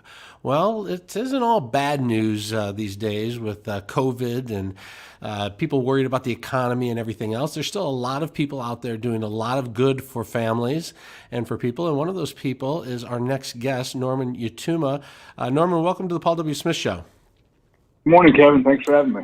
So you had a big day this weekend when it comes to Extreme Christmas Makeover. This is really a special event for a special group of people. Every year you help families who recently lost a parent, correct? Yeah, we have a charity that is dedicated to Dad's memory and formed in his name. It's called Yatuma's Foundation for the Kids to honor him. He's been gone a little more than a quarter of a century now. And so you knowing what it's like to go through the holidays without your dad and how difficult that is, you guys try and bring a little holiday spirit to others who have lost a parent. Tell us about the charity and what first about the charity in general, and then what you guys did this weekend. Well, so the charity serves specifically to help kids who have lost mom or dad. So it looks to step in for mom or dad after they've been removed from the family, like our dad was from our family, and to fill whatever void is remaining. And oftentimes that is not only an economic void, an emotional void, and a spiritual void, but a very practical one. I mean, families just don't know what to do in mom or dad's absence. In some instances, both, and that can really be overwhelming. I mean, not only how you pay the bills, but how you get to work and who you call if you have a plumbing need. I mean, just everything in life that was so easy. Everything is just taken for granted. And the hope of the foundation is to be able to come in a very practical way, day in and day out, which each of our families, oftentimes for at least a year, to try and fill that void. But for the Extreme Christmas Makeover specifically, the hope is to try and replace that first memory too. I still remember our first Christmas without Dad. It was uncomfortable and awkward and painful, and I was the oldest of four boys and tried to fill that void and had a miserable fail. I actually took my brothers to a movie where we ended up seeing the main character in that movie die the same way my dad did, by gunshot. I mean, it was an awful Christmas and one that we still pretty vividly remember. Here, the Extreme Christmas Makeover is doing something that these kids will never forget. Of course, they're not going to forget the empty chair at the table for the first time. But for most of these families, the idea of even getting a tree up is impossible. They don't have the wherewithal, don't have the money. Putting gifts under the tree is absolutely impossible. Frankly, most of them aren't going to be able to pay this month's mortgage or rent payment, They lost the car. They don't have money for groceries. They're overwhelmed even thinking about how they're going to heat the house. And the Extreme Christmas Makeover is 50 elves and Santa in a fat suit showing up at the house with a refrigerator box full of gifts for every kid. Most of those boxes stand taller than the kids themselves. In one case, through Charity Motors, we were able to deliver a car to a family who needed one. And in every instance, the family gets an man-sized check that pays off all of their bills for the winter time. Doesn't fix life by any means, but it does give everybody a chance to take a breath and then to look back on a Christmas with some positive memories too. I've watched the videos of the surprise and just the joy and maybe some relief too that comes over these families that you help. What is that like? What is the emotional aspect of that moment? One of the grandmas we saw, who's now raising all of her grandkids now because mom and dad are both gone, she put it most beautifully. She said, "I'd never thought I'd cry tears of joy again."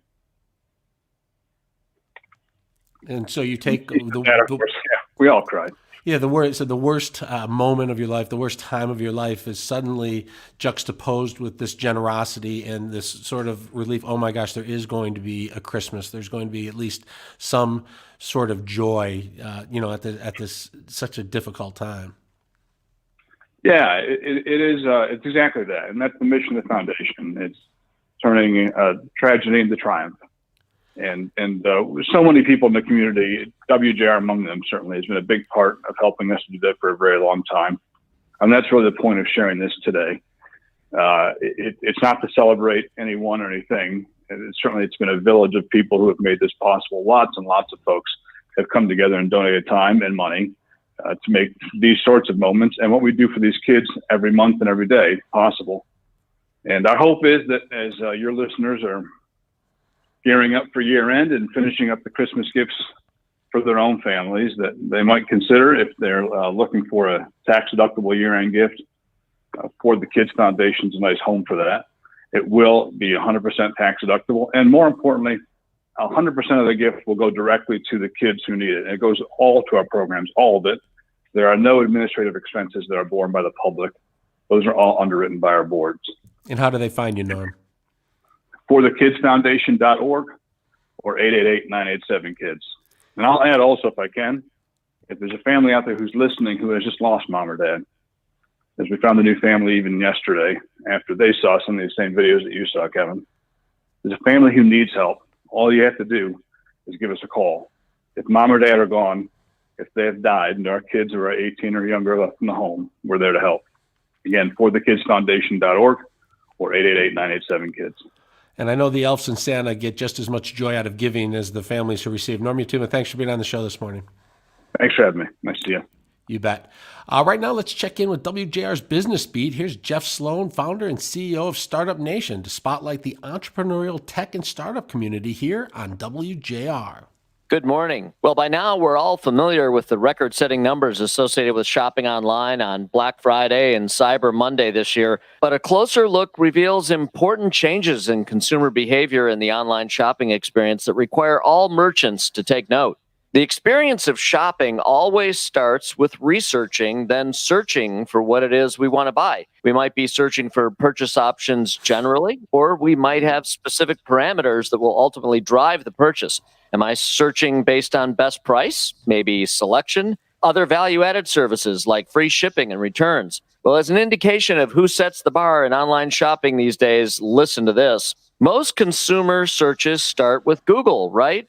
Unbelievably, not any longer. A majority share of consumers are now taking to marketplaces first when shopping online. According to a recent survey from e-commerce ad agency Channel Advisor conducted by Dynata, 53% of U.S. adults said they began product searches where? On Amazon when planning to research and make a digital purchase.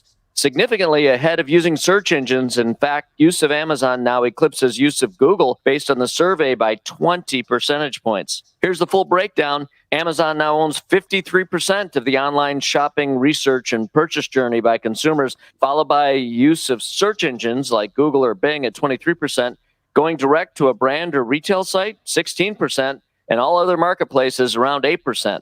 Look, just as is the case with all purchase conversion funnels, with awareness at the top of the funnel and purchasing at the bottom. You can't have success at the bottom unless you have it at the top first. And with Amazon now owning 53% of all consumers starting their purchase journeys at the top of their purchase funnel, the odds that Amazon's bottom line will continue to grow is, well, growing.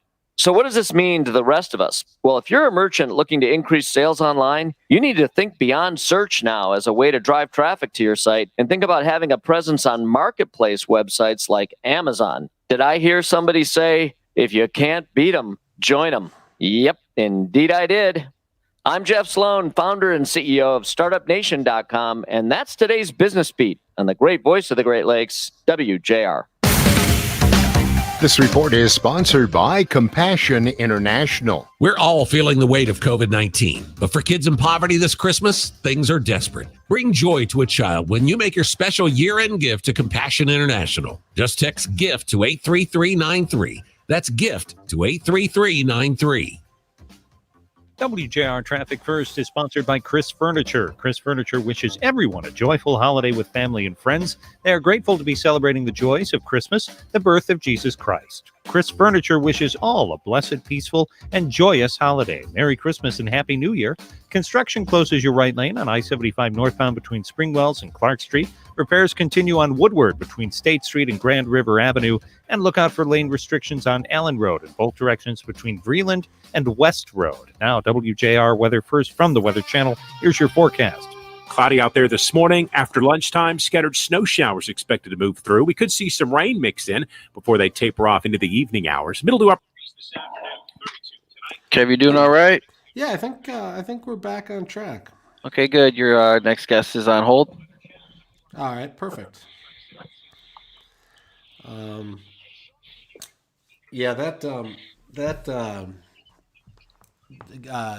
extreme Christmas that they do is amazing. They come around the corner. It's a complete surprise to the families, and they're just overwhelmed. It's like, you know how you see different joy or emotion or whatever. They're just going through so much over the death of a parent, and then all of a sudden like somebody's there to sort of save Christmas. It's pretty Yeah, special. it's really cool.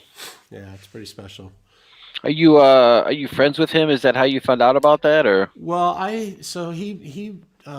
was one of the key lawyers in the Kwame Kilpatrick case back in the day. So from a work perspective, we're chasing him down or interviewing him a lot for a couple of years, and then I found out about the foundation and about his background. His father was killed at, I believe, at a grocery store or a gas station. It was a pretty brutal. Oh, really?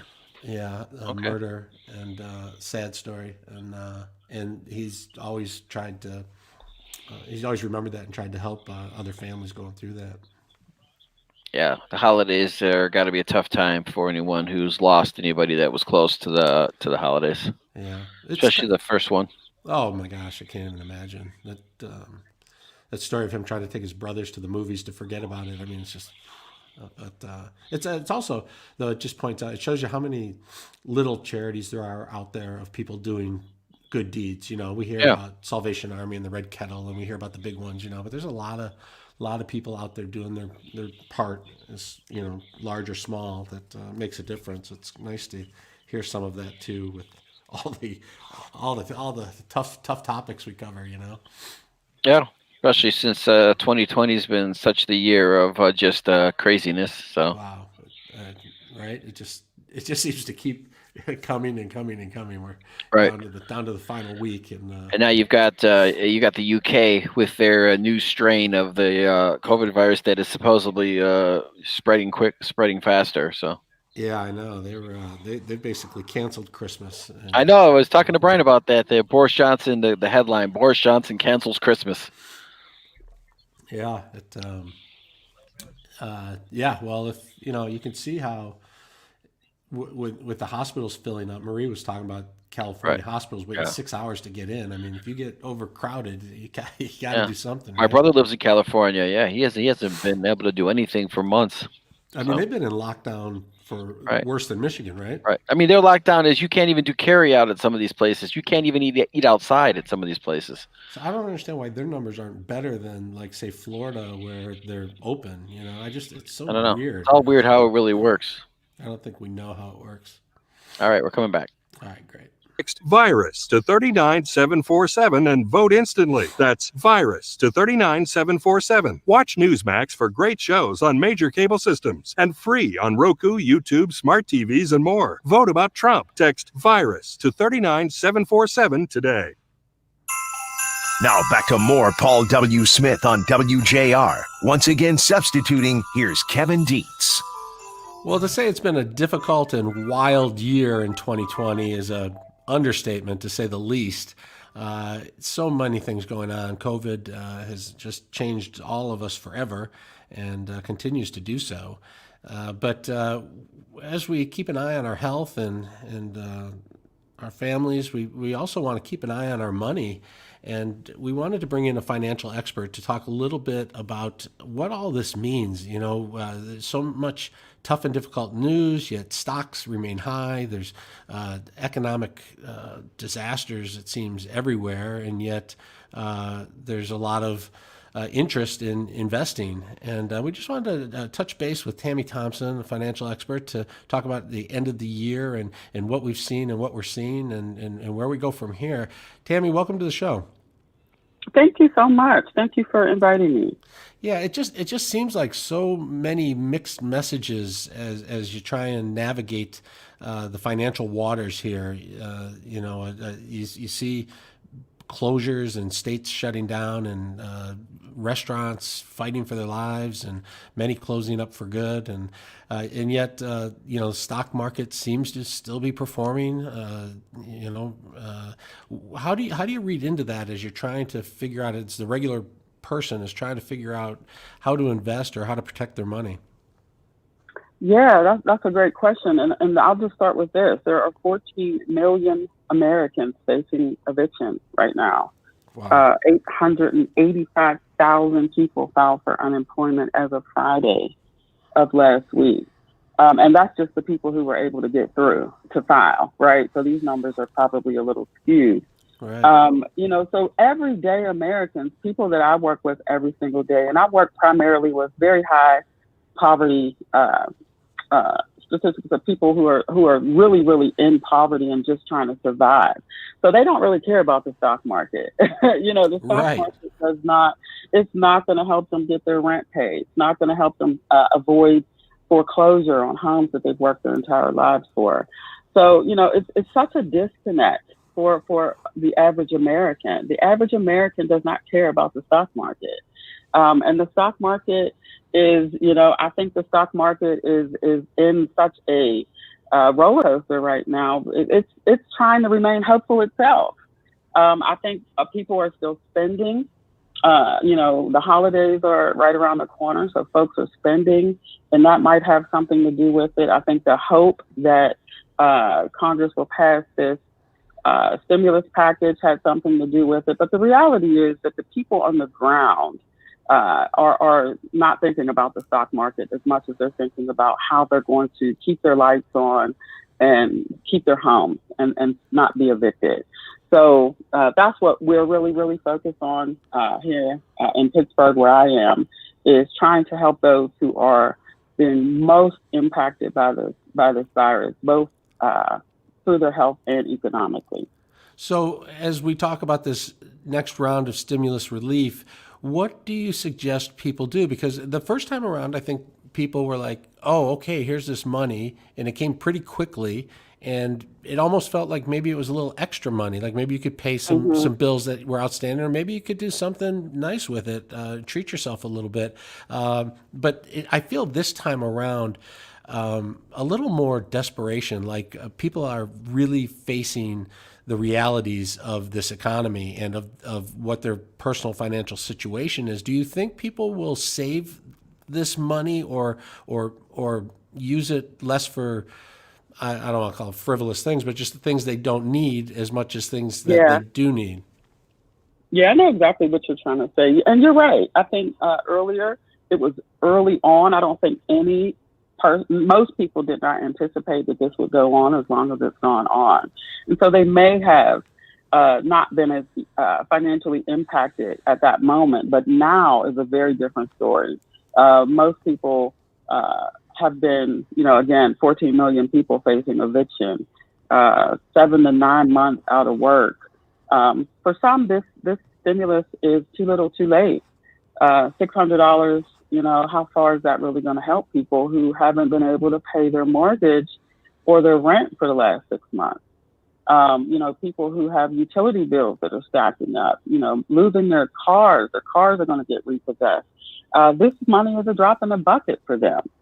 So I do think that people are going to think very differently about this money than they did the first package. And I'm hoping that some folks will be able to stash some money away. But the reality is most folks aren't. I mean, we've seen the lines of people waiting hours to get a box of food. So just imagine, how they're going to be able to manage $600. It's very terrifying for a lot of people. And a lot of people are thankful that they're going to get this infusion of cash, especially those who haven't had any money over a very long period of time. But most people, this is going to be something that's going to come in and go right back out because there's just so many unpaid bills sitting on people's kitchen tables right now. Yeah, and when in the first wave there were lots of restrictions. It's different state by state, but states were saying, "Look, you can't evict anyone between now and such a date." And a lot of those deadlines have come now and have opened up. And there's a lot of concern about what's going to happen. All of a sudden, student loan bills are back, and those were suspended, but they're back. And so people are having bills that they were getting a break from come back at a time where there's even fewer jobs because more and more small businesses are closing down, and people are looking for this unemployment. But again, these numbers are smaller than the first wave. It's going to be a lot tighter than it was the first time around. Absolutely. And, one thing that we have to, one thing that I'm waiting to see as the details of this package start to roll out, making sure that state and local government gets a piece of this pie is going to be huge. Because in order to be able to allocate these funds and make sure that they're being properly managed, I mean, the states have to have staff in place. They have to have their own infrastructure in place to make sure that these funds can even be rolled out. And here in Pennsylvania, I can tell you that there are people who are still waiting for their unemployment payments from April and May because the infrastructure of that system was so antiquated that they weren't even able to process people's payments.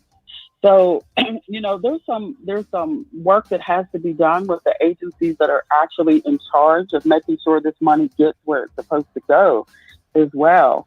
And to not invest in them and to not make sure that our state and local governments are getting funds as well to bail themselves out, that's going to trickle down to our people as well. All right, Tammy Thompson, thanks for being on the show. We appreciate it. Thank you so much for having me. All right, have a great week. You're listening to the Paul W. Smith Show. We're going to take a quick break, but right now let's check traffic with Rich Lazinski. This report is sponsored by BetterHelp.com. Is there something interfering with your happiness? Visit BetterHelp.com/feelhappy for 15% off your first month. Join over 1 million people who have taken charge of their mental health with the help of an experienced professional. That's BetterHelp.com/feelhappy. Your right lane is closed for road work on Pontiac Trail westbound at Haggerty Road, and repairs continue on Woodward between State Street and Grand River Avenue. Now WJR weather first from the Weather Channel. Cloudy, it's 34 degrees. I'm Rich Lazinski, WJR News in a minute and a half. Here's a little taste of some of the conversation you might have missed last week on The Rich Paul Show. Well, it's not always about simply finding a portfolio manager with the lowest management fee. it's okay to pay more if there's a value there. And that's true, I think, about anything. On the other hand, many people are paying what they feel is a very low fee, but they're not getting the value, and it's just not worth it. I go back to Vanguard, less than 0.25% for the S&P 500 fund. So I think, well, that's a pretty cheap fee. But the problem there is that account lost 40% in 2008. So much for the fee. You really needed some good coaching there. If you were on the verge of retiring, it probably delayed your retirement a number of years. So you got to look past the fee. You got to look at the value you're actually receiving. And coming up tonight at 7 on the Rich Paul Show, end of year item checklist as 2020 winds down, and a few things to think about as well going into 2021. And some email questions from around the area. All that and much more here on the Rich Paul Show tonight at 7 p.m. on WJR. This year, Michigan businesses have had to adapt, and the Michigan Economic Development Corporation was right there alongside them, helping to connect businesses to new resources, meet new partners, and access the additional capital. Right from the start, if your business needs support to reach its potential, the MEDC is available to help in any way we can. So, Kev, did you watch any of the golf this weekend along with the football that was on? I didn't see as much as I normally would. I turned on the father-son golf tournament because I heard, I probably saw on social media that Tiger Woods' kid was was killing it, and we turned it on, and then it seemed like we turned it on just about the same time the Lions were starting, so we flipped over and watched the Lions. I didn't really watch as much as I normally would. Was it fun to watch? It was incredible. It was great. Saturday it was on. Sunday it was on. It was great.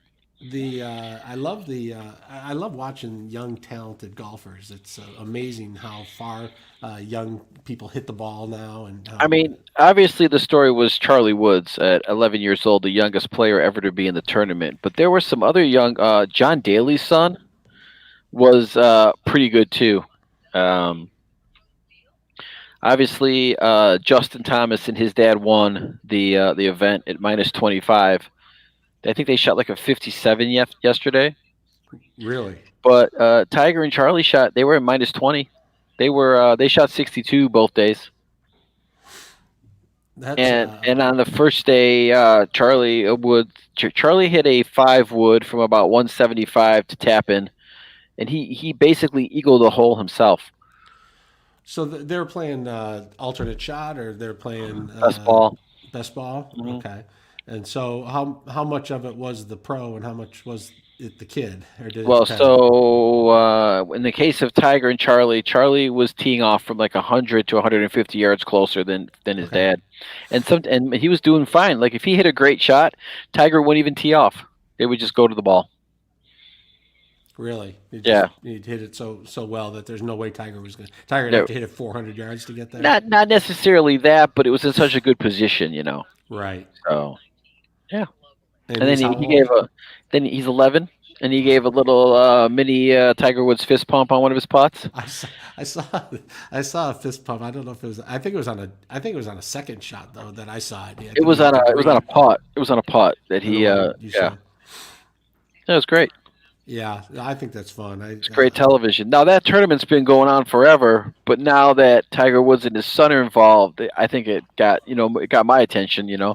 I don't know if I necessarily would have watched it if they weren't there. I saw John Daly and his son were playing as well. I would have watched that probably. Yeah, it was John Daly, his son. It was Greg Norman and his son. It was Tom Kite and his son. It was someone had a grandson, right? Like. Yep. It was. It was let's see who else. Lee Trevino was there with his son. Grandson, I think, right? Was it his son or his grandson? I can't remember. Grandson. Lee Trevino's got to be 7. And the Black Knight was there. He was playing. I forget what his name is. And yeah, it was great. Tom Lehman was there with his son. It was cool. It was a great event. It was very cool. And was it on Saturday and Sunday, or just Saturday and Sunday, 36 holes? Yep. Yeah. All right, we're gonna be coming back in a second. I'm gonna call and get the guest on the line. All right, sounds good. Look at the world markets this morning. They are all down this morning. China, Nikkei, London down. The Dow futures are down. The world market update sponsored by Mother Waddles. Donate your car to Mother Waddles. Help the poorest of the poor. Call 313 Waddles. For WJR News, I'm Marie Osborne. More with Kevin Dietz in for Paul W. in a moment. The countdown is on. Relax and go to Ahee's.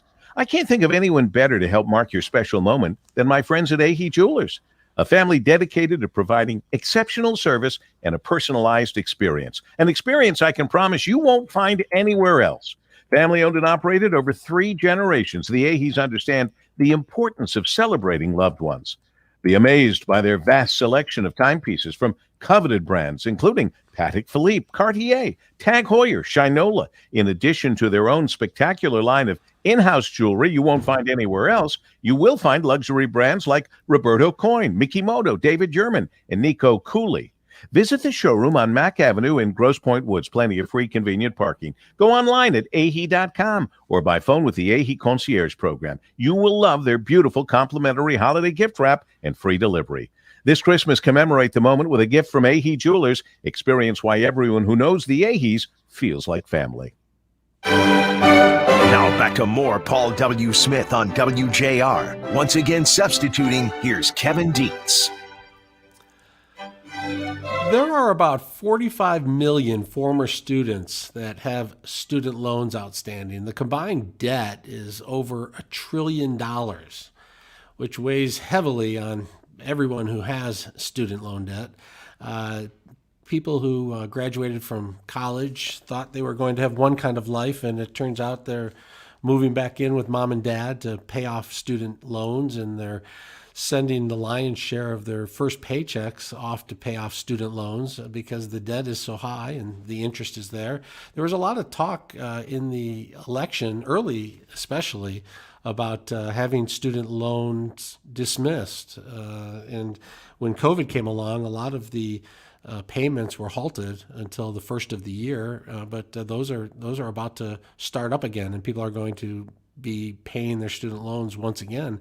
And it made us wonder a little bit about what a Joe Biden presidency means as far as relief when it comes to the 45 million people who owe student debt and that $1 trillion I was talking about. Joining us on the line is Dr. James Hurley, president of Tarleton State University. Welcome to the show. Good morning, Kevin. Thanks for having me. So tell us about this problem of student debt as it impacts kids who have the debt and colleges who are trying to get students to come to college. Yeah, it's as you alluded to, it's complicated at best, right? 45 million people. And you use the word kids. Here's a scary statistic, Kevin, that we should think about. Of the 45 million, 8.2-ish, 8.1, 8.2 million of those borrowers are at the age of 50 or older, which means that either parents or grandparents took out some type of parent plus loan. And it all comes back to, we've got to make college more affordable, right? And that's a whole nother topic that we can spend hours talking about later. But at the root of the issue is roughly the average debt of graduates is about $32,000 right now in the United States. 25% of all debt is owned by citizens of 4 states, and that's the 4 big ones: California, Texas, Florida, and New York. And the average monthly payment is roughly $400. So you've got a young person coming out, and they're, like you said, starting their career, but yet $400 of their first paycheck, which is probably a majority of it, is going back to the student loan program. Something has to be done. I don't know, and I'm not advocating either for or against. I don't know that forgiving $1.7 trillion is the right answer, because at the end of the day, who pays for that? Well, we remember the housing bubble, and people saw it coming, and everyone said something's got to happen here, and then it just burst. And it seems like if you could get in front of it a little bit and come up with a plan before everybody just stops paying, and they're not going to chase all these debtors down and lock them up. I don't believe so. It seems to me like addressing it straight on would be the way to go. And I don't know if they're going to maybe let I know all about Parent Plus loans. I have 3 kids who went through college, and I don't know if they're going to just maybe relieve the debt for the kids first and maybe leave the parents hanging on longer. But it's difficult for everyone, whether you're the one who went to school or you're the one who's paying the bills. It's a massive debt. No, absolutely. I mean, it's I think now the largest amount of debt in the U.S. It's surpassed credit card debt, and it's $1.7 trillion. So we're approaching the $2 trillion threshold, and it is. I agree.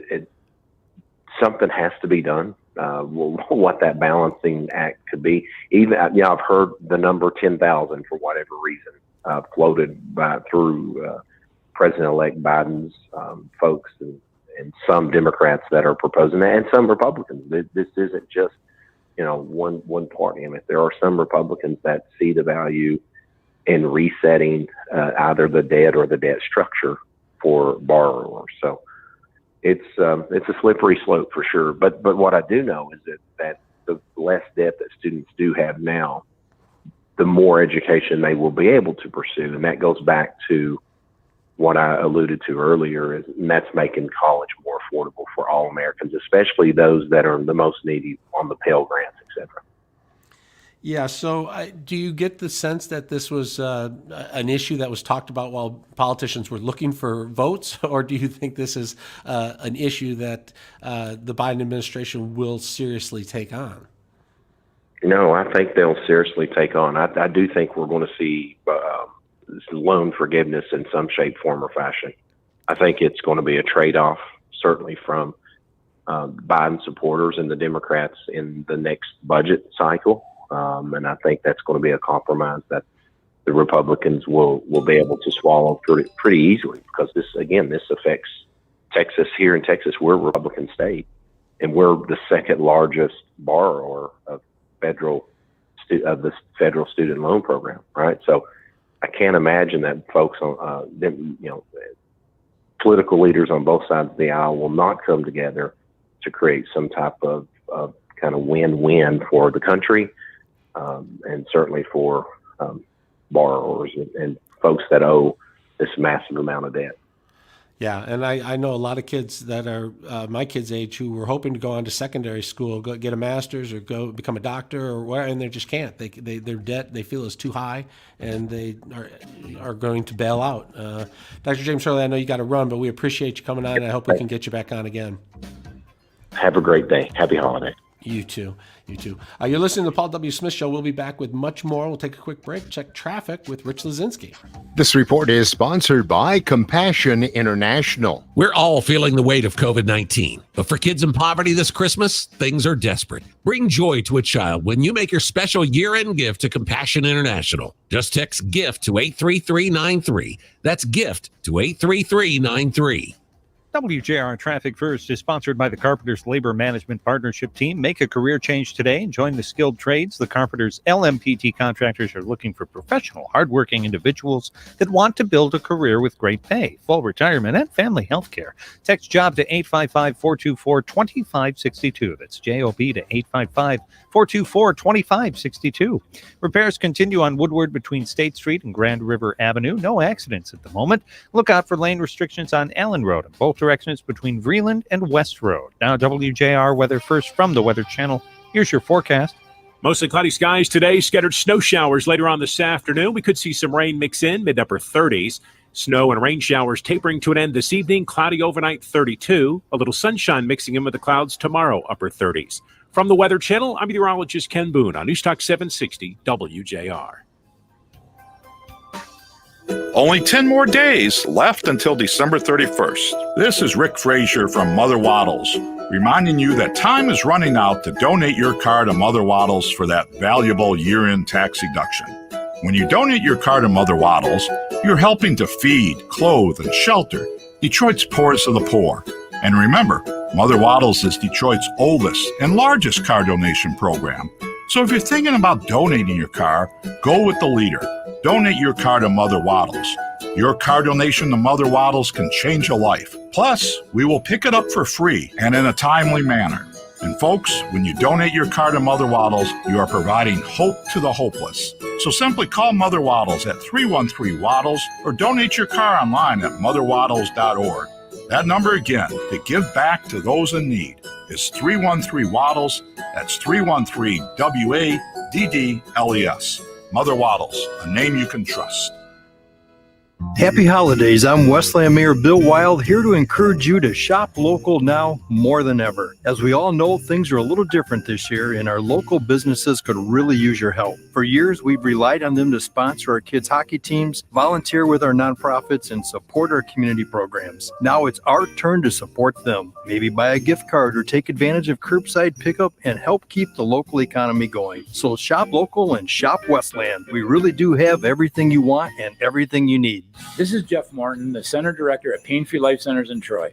With the holiday season upon us and 2020 coming to an end, if there's one thing that we've learned is that every moment of every day counts. So you owe it to yourself to live a better quality of life, pain-free, without the drugs, without the injections, without surgeries, and without side effects. Pain-Free Life Centers in Troy are the exclusive providers of high-intensity, high-dose, FDA-approved laser therapy. You have nothing to lose but your pain. So there's one question I want you to ask yourself. What's your quality of life worth? As we head into 2021, let's make it a great year. We're so confident in what we do, your consultation and your first treatment, totally free. You have nothing to lose but your pain. Make 2021 a better year. No, make it the best years.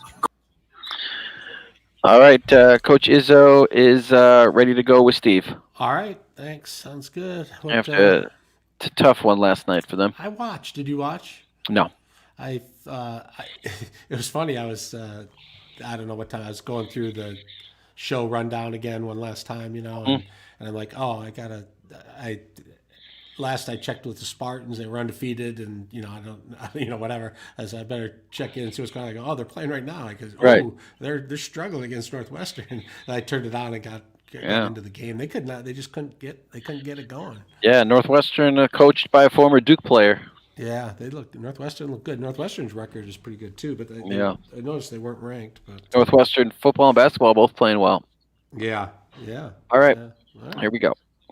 Through the years, it took quite a beating. A new Bryant gas furnace would be such a thrill to keep us cozy and warm with a low energy bill. Sharon's Heating and Air Conditioning installed and warranted their work, and 0% 12-month financing was quite a perk. Winter maintenance as low as $49. Just give Sharon's Heating and Air Conditioning a holler. Schedule at Sharon'sHeatingandAir.com. Bryant, whatever it takes. Now back to more Paul W. Smith on WJR. Once again substituting, here's Kevin Dietz. Well, the Michigan State Spartans were ranked number 4 and undefeated at 6-0 up against Northwestern last night. They got off to a slow start in the first half, trailing 30-43. In the second half, there were some bright spots, but the Spartans just could not pull it off, losing for the first time this year, 79-65. Joining us now is head coach Tom Izzo and our own Steve Courtney. Good morning, guys. Good morning, Kev. Hello again, my friends. The Spartans' trip to Evanston did not go as planned, as they do fall to Northwestern, 79-65. Afterwards, Magnum T.I. says one of the more inept performances of my 26 years. He joins us now. Coach, good morning, sir. How you doing, Steve? Kevin? Everything is well. You know what? It was one of those things, Tom, watching, not a whole lot went right. And we begin with the perimeter shooting, just 39% overall. But on top of that, from beyond the arc, we're 8 of 31. That's carried a 25.8%. Offensively, just wasn't there. Yeah, and that wasn't the problem. I had an assistant, Brian Gregory, who's now at South Florida, that used to say, what starts bad ends bad. And, we started the first play of the game. We were defensively, they didn't score, but we knew on the bench that we just did not, we were not doing the assignments that we had.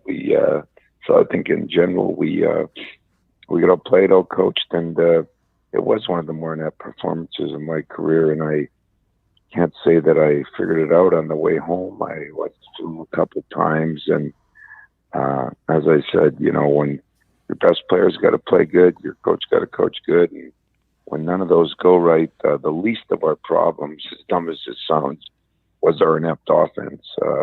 That's always going to be, not as controllable as the effort in the defensive rebounding. We got rebounded by one. We just, we looked like a team that, just was not with it. And I say that after having what I would consider a pretty good week of practice, considering it was finals. But, as I said, there's going to be games where I'm not sure what, no excuses, just don't know why we played like we did. Well, it's Josh Langford who would go on to foul out in this tilt, finishing with 9 points, who said afterwards, Coach, that, offensive issues aside, it was the defense that led to some problems. I mean, you had Boo Buie, to his credit, scoring a career-high 30 points. Many of his perimeter shots, Tom, were just left completely uncovered. Yeah, and then he hit a few at the end that were 30-footers and were covered. And you're exactly right, Steve. 65 points is not very good, but you can win games scoring 65 points. It was our defense that let us down, because the defense caused so that there was not as many fast breaks. That's a big part of our offense. We defend, we rebound, and we run. And we didn't defend. We rebounded very averagely, and we ran very tight. And, I said it's not taking the heat off the players or putting it on them, but coach's job to get a team ready to play. We were ready. Practices were great. Meetings were great. Even trip there and practice day of the game was pretty good. But for some reason, we did not bring it to the game, and that falls directly on me. And we're going to fix that by Christmas. I mean, there's been some speculation, Tom, about some potential rust anyway. Not to make excuses, but as far as the schedule goes, your first game in a week, just your second since December 7th. Anything to that? Well, I don't know. Joey Hauser got hurt during the game. That hurt us a little bit, one of our best shooters. And he played in the second half on kind of a half a leg. He just wasn't great either. He's got a little knee sprain, I guess. I don't think real bad. I don't think it's going to cause anything. But I said when you're in this season, it was finals. You're right. We're supposed to play a game during the week, but other teams have to adapt too. Gonzaga didn't play for, I think it was 12 or 13 days, and came back and played really well. So remember this: it's the same for everybody. Everybody's going through COVID. Everybody's going through these kind of distractions. If you want the truth, Northwestern only played 3 or 4 games all year, so they too went through some things that nobody said, but they went through some things, and we got to figure that out. But the lack of sense of urgency hasn't happened to me very often on my teams, and when you have that, you do got to look at the person in charge, and that's me. I thought, as well as I thought, some players like Rock and Aaron were coming along. They struggled, and we took bad shots. We tried to make up for it. We came back in the second half and cut it a little bit, but just could not get over the hump, as Kevin said. And I say all that, and boy, shame on me, because Bowie did play well.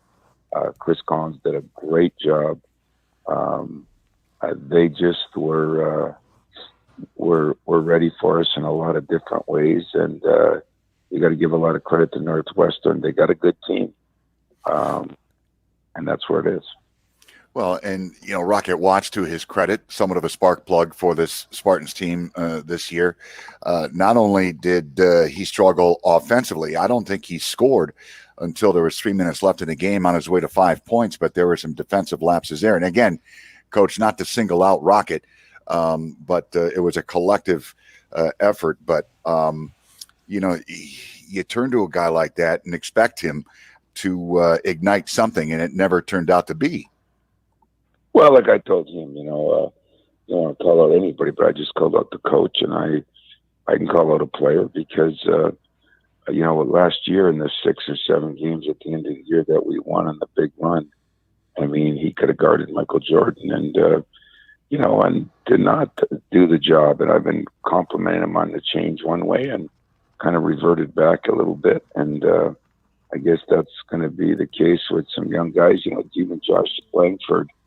As as solid a kid and as steady he is, he's in foul trouble the whole game when he plays, I think, 14 minutes. And at the end, we put him back in, and he fouls the guy 35 feet from the basket for his 5th foul. It made no sense. So everybody struggled. And like I said, it's my job to have everybody ready. And I will promise you we'll be ready for the next game and try to make this a learning experience. It was our first true road game, meaning we were at Duke.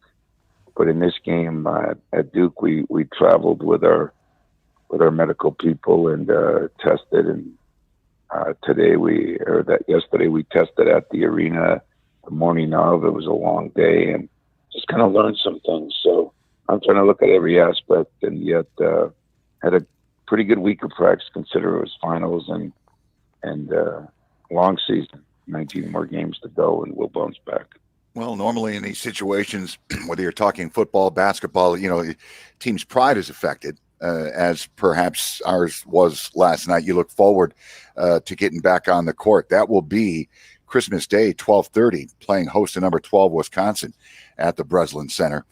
Have you, in your 26 years, Tom, ever played on Christmas Day? Yeah, we did once. I think over in Hawaii they had a Christmas tournament. You play Christmas Day, but that was about in year 3 or 4. It's not the norm, usually stay for the NBA because everything that happened. There's been so many changes. It seemed like the right thing a month ago. To me, it's still the right thing. Only because it's really hard on these kids. You want them to go home. You don't know if they should go home. There's a lot of things going on right now, as you know, but the biggest thing is we can't worry about our offense. We can't worry about missed shots. Actually, we did a great job not turning the ball over. I want to say we had 6 or 8. So we did a good job in that area. We just did not play with the sense of urgency and energy. And like I said, Santa's got to bring the coach that, and then he's got to, kind of spread it out to his team. And it hasn't happened very often. And it's not a lack of good kids. It's not a lack of good practices. It was something we went through. Hopefully I'm going to learn from it. They're going to learn from it. But let me tell you this. Everybody deserves to be called out, especially the head guy. All right. Coach, as always, thank you so much for your time. Listen, Merry Christmas. Happy New Year to you, your lovely wife, Lupe, the family, and look forward to a chat. Have a Merry Christmas and take care of Wisconsin, huh? Well, we will, and will we be talking? Well, I guess we won't be talking, or we will be talking Friday. I don't know. That's up to you guys, but we'll figure that out. But if we don't, you all and everybody listening have a happy holiday, and let's hope that we start out the new year a little better. I don't mean as a basketball team. I mean as a country with our pandemic. Well said. Tom, thank you. Thank you. See you, Steve. All right, Kev. All right, Steve, we appreciate it. Gotta love Coach taking full responsibility and promising to do better next time. Good stuff. All right, we're going to take a quick break here on the Paul W. Smith Show and check traffic with Rich Lazinski. This report is sponsored by Compassion International. We're all feeling the weight of COVID-19, but for kids in poverty this Christmas, things are desperate. Bring joy to a child when you make your special year-end gift to Compassion International. Just text GIFT to 83393. That's GIFT to 83393. WJR Traffic First is sponsored by Gordon Chevrolet. Gordon Chevrolet's December specials are fantastic. Real GM employee pricing for everyone. Inventory is slim, so don't wait. Open Christmas Eve till 3, back open Monday, and staying open late every night, including New Year's Eve. Ford Road, just west of Merriman and Garden City. GordonChevrolet.com. Gordon Chevrolet. Find new roads. Your right lane is closed for road work on Pontiac Trail westbound at Haggerty Road. 9 Mile is under construction between Hoover and Beechwood for sewer construction.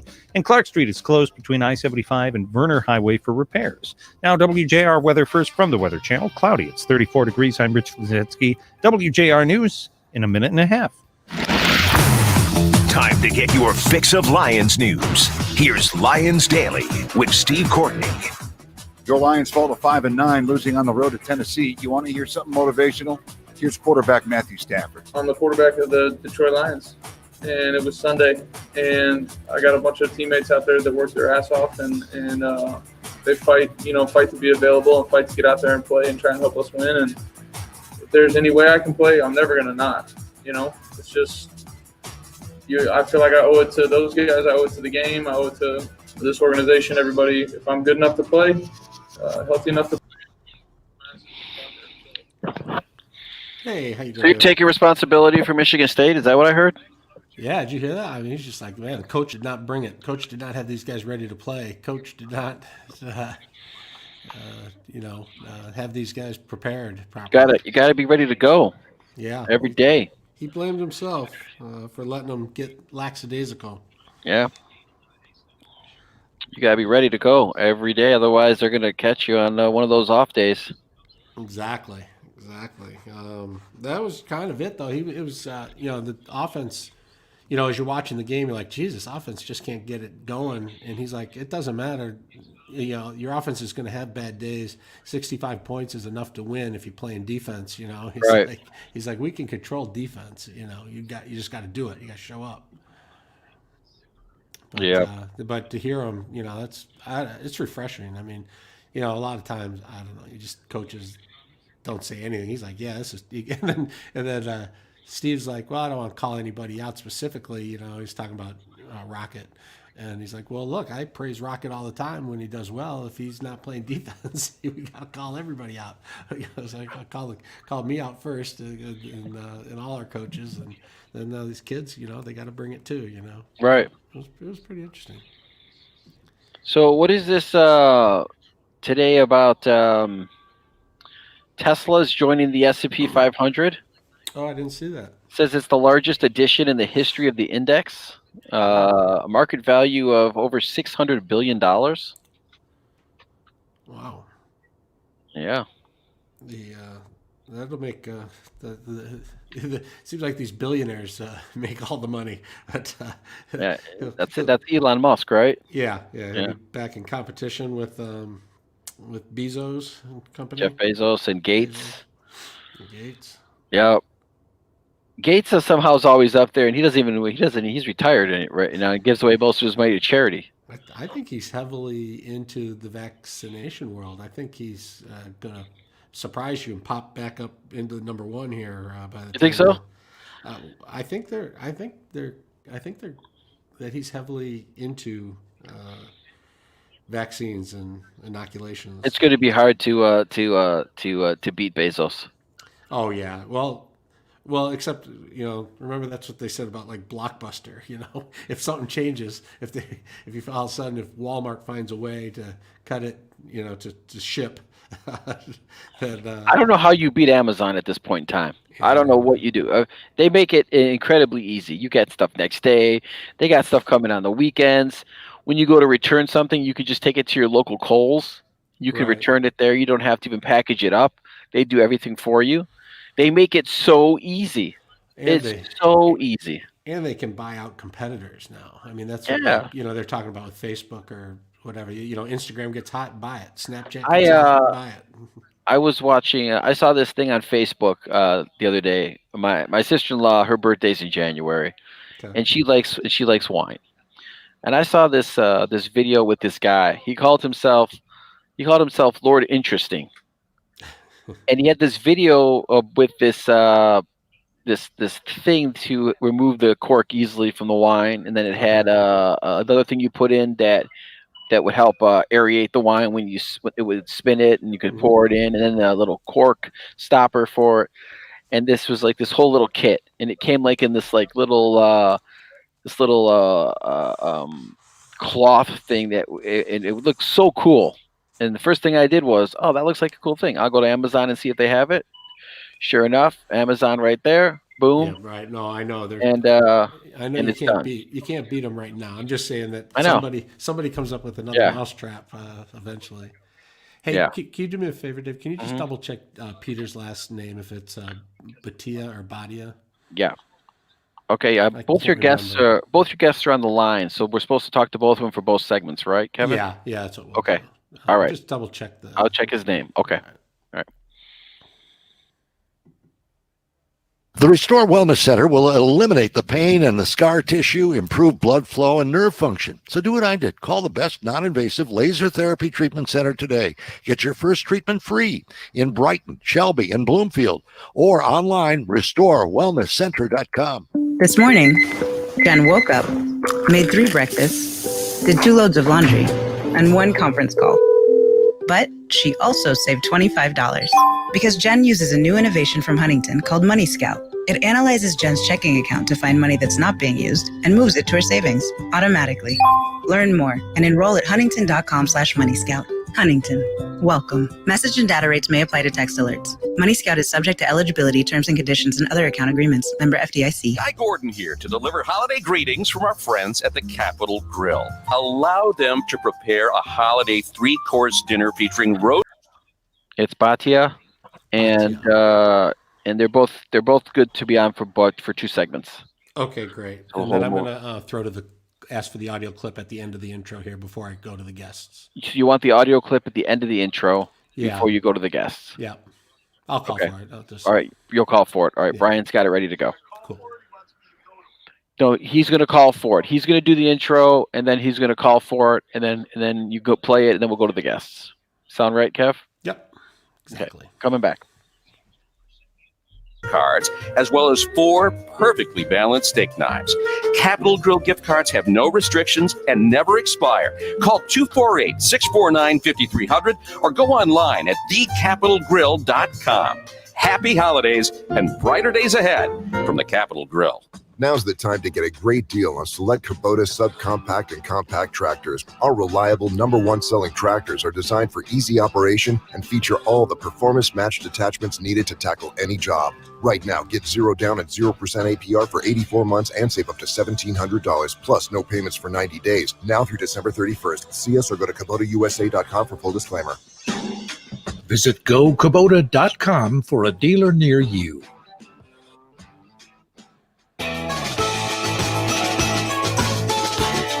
From the great voice of the Great Lakes, this is Paul W. Smith on WJR with Kevin Dietz filling in for Paul.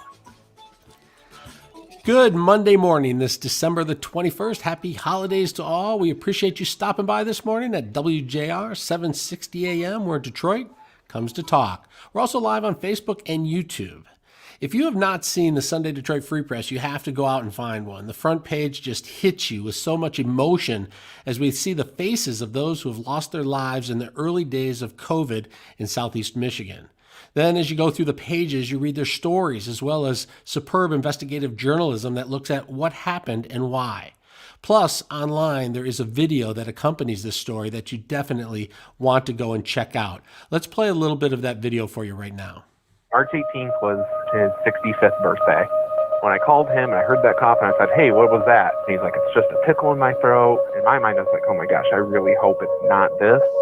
And then 3 days later, received a call at 6 o'clock in the morning, just like it was 4 o'clock in the afternoon. Christina has COVID. The blood drained out of my head. When a pandemic hits, you don't want to believe it's true, and people thinking that this is like just a made-up virus. I mean, hell, I even thought that.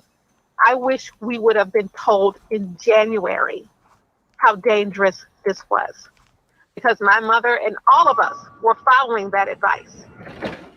We were ill prepared for a virus of this nature to be here, and it slammed us.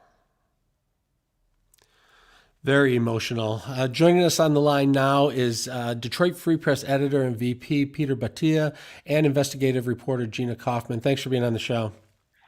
Good morning. Thanks. Peter, I want to start with you just to talk a little bit about this project. A commitment of time, money, resources for a project like this. I mean, it happens, but it's pretty much unheard of. This isn't the kind of reporting you pull off in a week or even a month. I mean, this had to take several people and several months to do at a time when we had an unprecedented election going on and the day-to-day battle of reporting on COVID. How were you able to make this commitment to the project? How did you pull it off? I'm sorry, were you asking me? Yes. Oh, excuse me. Well, I think you make choices about what's really, really important. It's obviously no secret that newsrooms don't have the resources that we once had. And, from the beginning with COVID, it was an all hands on deck kind of situation. Early in the early months of the pandemic, we even had our sports reporters working on it because, of course, all the sports were canceled. But Gina and our investigative team realized early on there were deeper stories to be told here. And, it's part of our DNA, if you will, of our reporting to try to step back and really get to the bottom of issues like this. And obviously nothing has defined our lives more than COVID has for the last 8 or 9 months. So it was a decision made relatively easily, but you're right. The time involved took several people many months to get to where we published this past weekend. Yeah, and the general public probably feels like they've seen and read and heard everything they could about COVID, but that's not the case when you take talented reporters and editors and put together a project like this. You suddenly see it from 10,000 feet above, but actually reporting it out. Gina, what went into that from a decision standpoint when you knew every day stories had to be told about COVID-19, but at the same time you were trying to find a deeper story that gave more perspective? Yeah, it's always challenging working on an investigation. I've worked on several at the Free Press, and anytime you're in the middle of a project, there's a little bit of guilt because you want to help out with the daily coverage, but you have to kind of, dig your heels in and stick to what you're working on. In this case, pretty early on, we decided we wanted to try to identify as many of the people in Michigan who had died from COVID as we could. We were actually keeping just a spreadsheet of names at first, and then we realized really quickly that was going to be an impossible task as the death toll sort of mounted every day. And so we had to get sort of creative and find a more methodical way of tracking deaths. And so once we had our methodology, it really worked pretty easily. It just took a really long time to identify and find families. Was it difficult for families to talk about this with you? Oh, sure. I mean, especially when you're just sort of cold calling them out of nowhere. I mean, that was, for a lot of families, they're like, how did you even find out that my loved one had COVID? And I think it was very emotional, especially because some of the interviews were conducted, many months after their loved ones had passed away. So I feel like for them, in some ways, they told us it was very therapeutic to talk about their loved one. And in other cases, I think it really dredged up a lot of emotions. So that was tough. And it was challenging for us, too, because we did interviews with more than 100 people who had lost loved ones. As you saw on the front page, we spoke with those families, and that was tough for us. And I think it was tough for them, too. Peter, as this first started developing, I'm thinking back around St. Patrick's Day in March, it kind of felt like breaking news, but we knew it was bigger than that, obviously, and it was going to be very big. Do you, as a paper, recognize at some point that, hey, we're going to have to pull some people back and look at this thing in a bigger way, because there's going to be, someone has to go back and look at how this played out to see what we did right, what we did wrong, so that we don't make mistakes the next time through? Absolutely. That's a big part of the process. And of course, this year we've had multiple stories that require that, not just COVID, but the floods in Midland, the plot against the governor, the protests after George Floyd was killed, and the election have all required step back work by us. And, that's part of our fundamental responsibility to our readers, is to put things in context and to take the time to really try to, tell the story in a way that goes beyond the daily headlines. It's been such a rush of news this year. At the moment it's vaccines, right? And we have to be able to, and we have the the time and the resources perhaps that others might not have, but still it's so important that we step back and look at these things and offer the context that ultimately gives people knowledge they wouldn't have otherwise. All right, we're going to take a quick break here. After the break, we're going to get into what your investigation found and where we go from here. We're talking with Peter Battia, editor and vice president of the Detroit Free Press, and investigative reporter Gina Kaufman. But right now, let's quickly check traffic with Rich Lazinski. This report is sponsored by BetterHelp.com. Is there something interfering with your happiness? Visit BetterHelp.com/feelhappy for 15% off your first month. Join over 1 million people who have taken charge of their mental health with the help of an experienced professional. That's BetterHelp.com/feelhappy. WJR Traffic First is also sponsored by Gordon Chevrolet. Gordon Chevrolet's December specials are fantastic. Real GM employee pricing for everyone. Inventory is slim, so don't wait. Open Christmas Eve till 3. Back open Monday and staying open late every night, including New Year's Eve. Ford Road just west of Merriman and Garden City. GordonChevrolet.com. Gordon Chevrolet, find new roads. Cedar Street is closed in both directions between Edgewood Boulevard and East Miller Road due to an accident that's out in Ingham County. Construction closes your right lane on I-75 northbound between Springwells and Clark Street, and your right lane is closed for road work on Pontiac Trail westbound at Haggerty Road. Now WJR Weather First from the Weather Channel. Here's your forecast. Scattered snow showers expected later on this afternoon and into this evening. We could see some rain mix in at times. Middle to upper 30s this afternoon, low 30s tonight. A little sunshine mixing over the clouds tomorrow, upper 30s. Milder Wednesday, partly sunny, upper 40s. From the Weather Channel, I'm meteorologist Ken Boone on News Talk 760 WJR. Hey, this year, we've all been taking actions to keep ourselves and our loved ones healthy, like wearing a face covering and minimizing contact with others whenever we're out in public. And now that flu season is upon us, my friends at Blue Cross Blue Shield of Michigan want to remind everyone that there's never been a more important time to get the flu shot. It's a smart, safe, and simple way to protect yourself as well as everyone around you by keeping people healthy from seasonal illnesses like the flu. We can reduce the strain placed on healthcare resources and allow healthcare workers to continue to focus their efforts in the fight against COVID-19. So, this flu season, give it a shot. You can get one at your doctor's office or, like I did, at a participating pharmacy. There also may be additional resources available within your community or through your place of employment. Plus, if you are lucky enough to be a Blue Cross or Blue Care Network member, you can get a flu shot at no cost. So, help do your part in keeping everyone in Michigan healthy and give it a shot.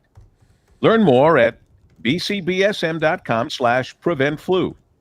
That's bcbsm.com/preventflu. Steve Courtney here. I'm with my friend Charles Bartman at the Senior Financial Center with the Monday Money Report. Charles, people put a lot of effort into saving money for retirement, but you are helping people save in a different way. It's true. You might spend 2 hours searching for that perfect gift and save $200 on it. But if you spend 2 hours with our team and our tax attorney and Did you see the story, Kevin, about the Jingle Johns in Gary, Indiana? No, I did not.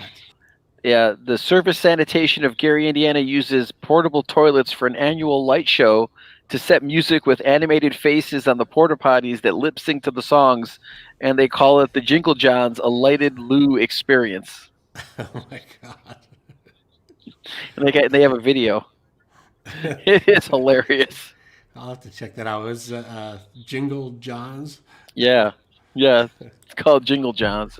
The service sanitation is also touring 4 of the porta potties around parts of Indiana and Illinois for a 20-minute live light show with several songs. It's fantastic. Now that is something to make the holidays special, isn't it? Yeah, right. I do think it's great. I was reading somewhere they said, look, if you're going to put something out, make sure it's really good. Don't put out something average. You'll just upset people. But there you go. When you see something clever and funny, it's really great. All right, here we come back. 4 out of 5 employers who post a job in ZipRecruiter get a quality candidate within the first day. ZipRecruiter, the smartest way to hire. And now you can try ZipRecruiter for free. That's right, free at ZipRecruiter.com/free. That's ZipRecruiter.com/free. ZipRecruiter.com/free. Now back to more Paul W. Smith on WJR. Once again substituting, here's Kevin Dietz. And we continue our conversation with Peter Batia, editor of the Detroit Free Press, and investigative reporter Gina Kaufman. We want to talk a little bit about what the Free Press found in their 6-month investigation into the early days of COVID here in Michigan and in Southeast Michigan. And Gina, I guess I'll start with you. It looks like this thing may have started earlier than we first thought. Yeah. So one of the challenges that we had was to try to understand, obviously, what happened in March. And in doing that, we really found a lot of cases where folks were getting sick and ending up in the hospital before we even knew that we had cases in Michigan.